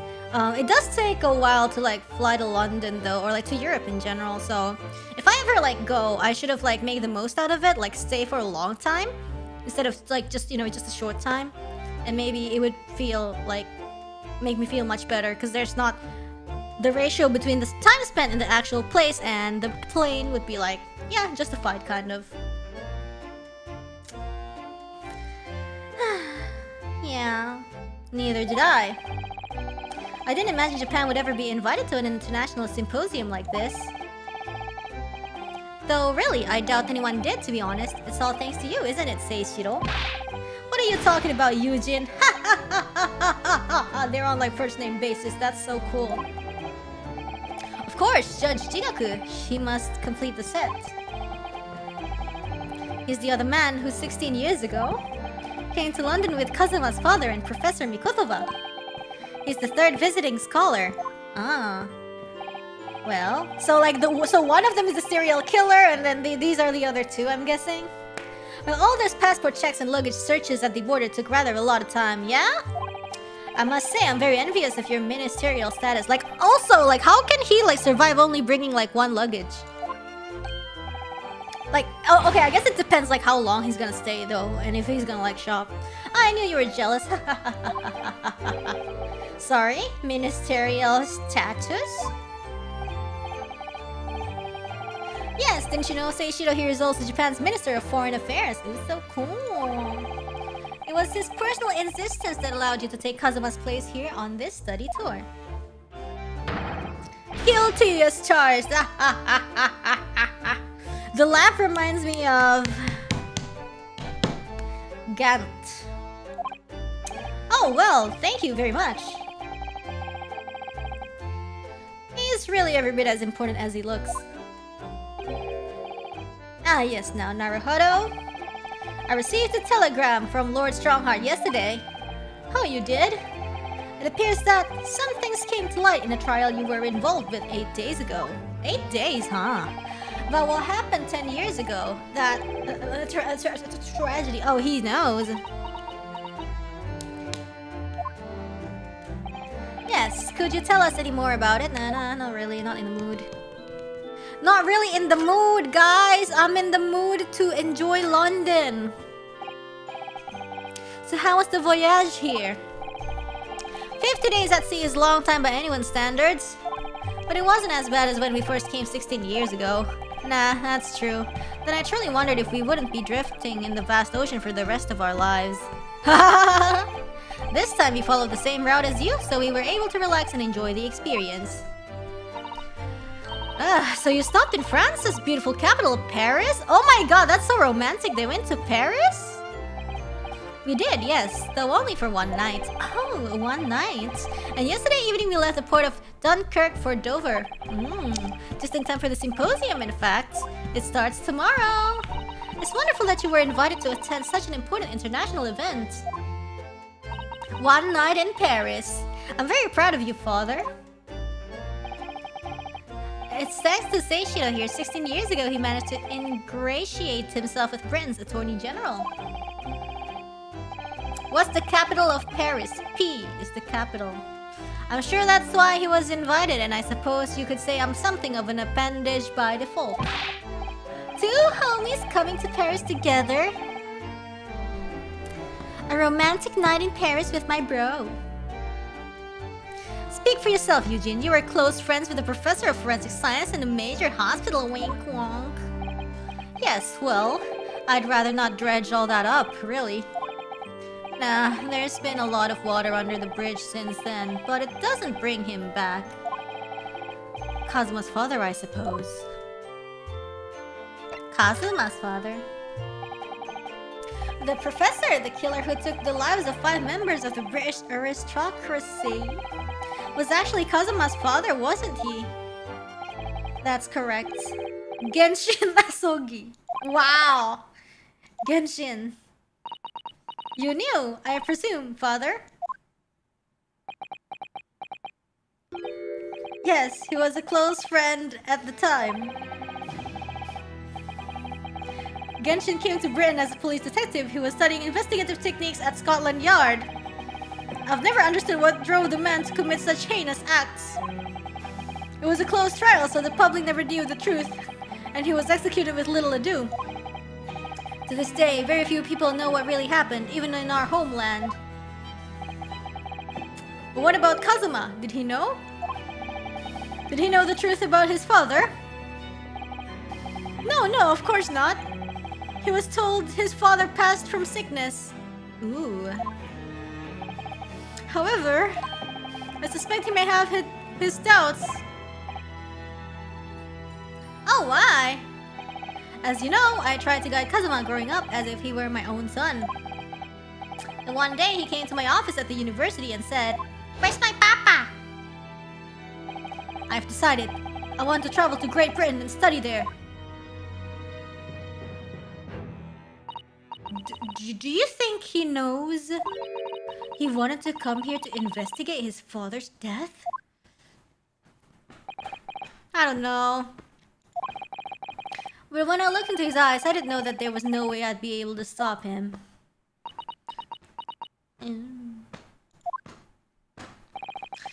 else came to light in that trial the other day, actually. Oh, what? Well, having disappeared in Hong Kong and been missing for almost a year. Kazuma since turned up here in London working as the apprentice of Lord Van Zeeks. What? What? That's news to us! So, Lord Strongheart's telegram neglected to mention that part then. Kazuma's reappearance! Come back, yo! As you know, we both thought Kazuma had died on the steamship during our voyage to Great Britain in January. But he didn't die. He's alive.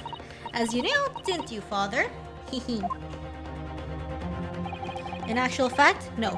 What I did know is that when your ship docked in Hong Kong, he mysteriously vanished. We sent a team of investigators to Hong Kong to try to ascertain what had happened, but to no avail. But he's still alive? And here in London, you say? I never dared even to dream it. Why on earth did the young man not make contact? The government and the police have been chasing clues fruitlessly for months now. It looks like people don't always die when they were killed, yeah? Well, it seems that he was suffering from amnesia. What? Amnesia? When we first came across him again here in London, he didn't know who either of us were. I see. He only regained his memory 8 days ago. This is unbelievable. Unbelievable. It's quite miraculous. I wonder why Lord Strongheart didn't let us know, because he has his own agenda. I must speak with him urgently. I wonder how Kazuma's been these past few days. Would it be wrong for us to go and visit him? Yeah, I guess so. I kinda don't wanna.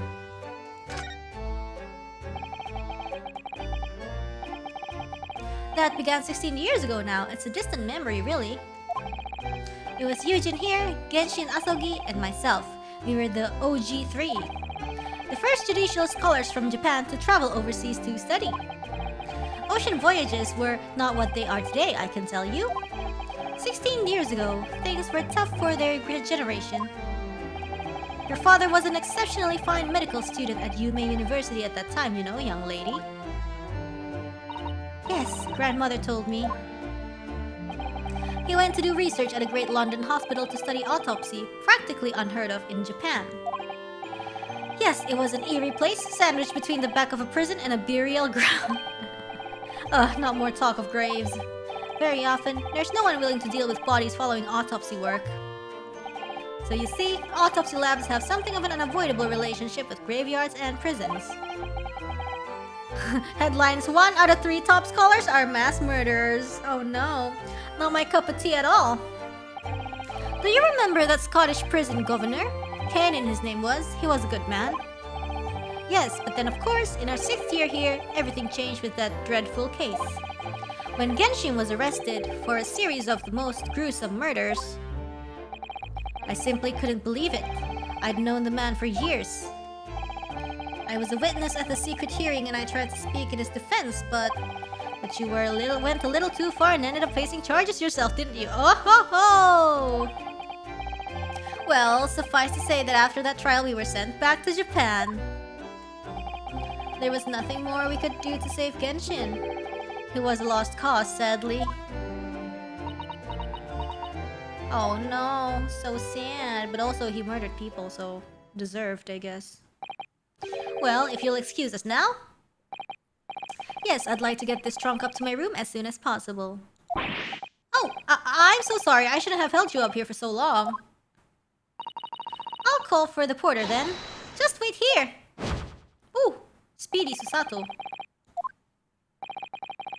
I'd like to stay and talk more, but I do have various preparations to make for tomorrow. Yes, of course. It must be a big responsibility representing our entire country. I wish you the best of luck.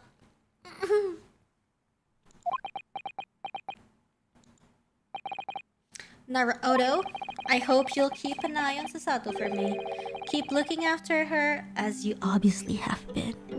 Yeah, say no more. Oh no, I mean, if anyone's looking after anyone, it's her looking after me. Well, I do appreciate for you being there for her. After all, I've been a miserable father to her. I've thoroughly let her down.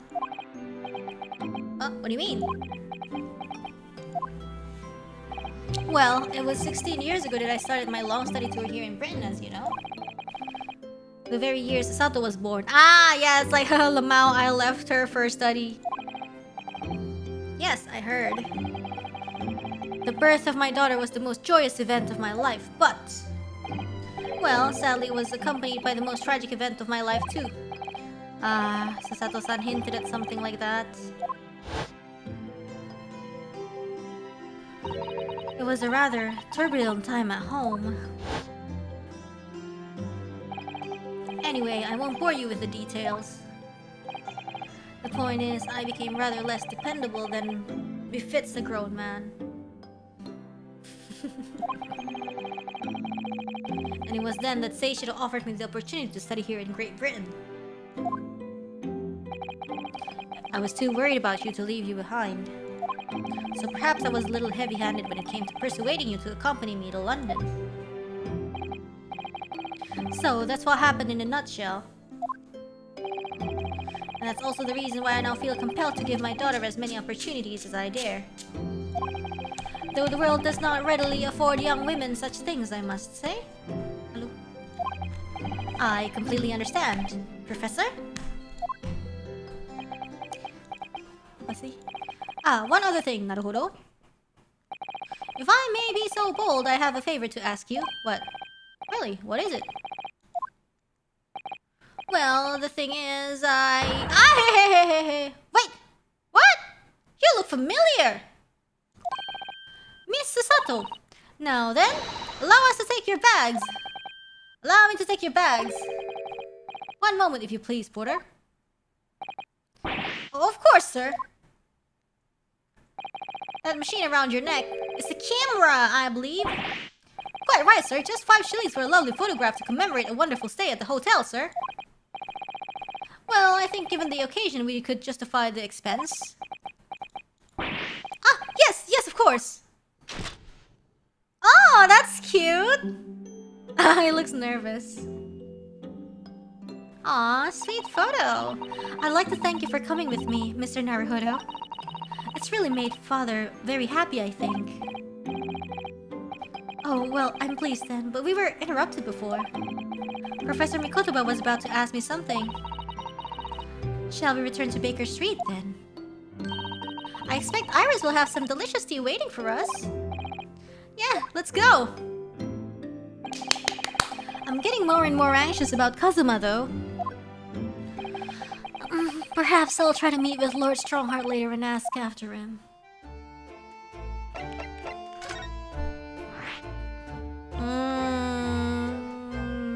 My back kinda hurts. Would it be okay to stop here? Ouch. Yeah, I think this is a great time to stop. Yeah, we tested the new case and it's like almost 4 hours. Yes, it's true, it's nice. Nice spot. Cute ending. I love the picture. I love the picture. Save complete. Okay! Wow! 7 hours of Aozora in one day? Yeah, very nice, right? Okay, then this is a good ending. How long was the previous stream? Wasn't it like 5 hours too? Yeah, so close to like 8 hours. So yeah.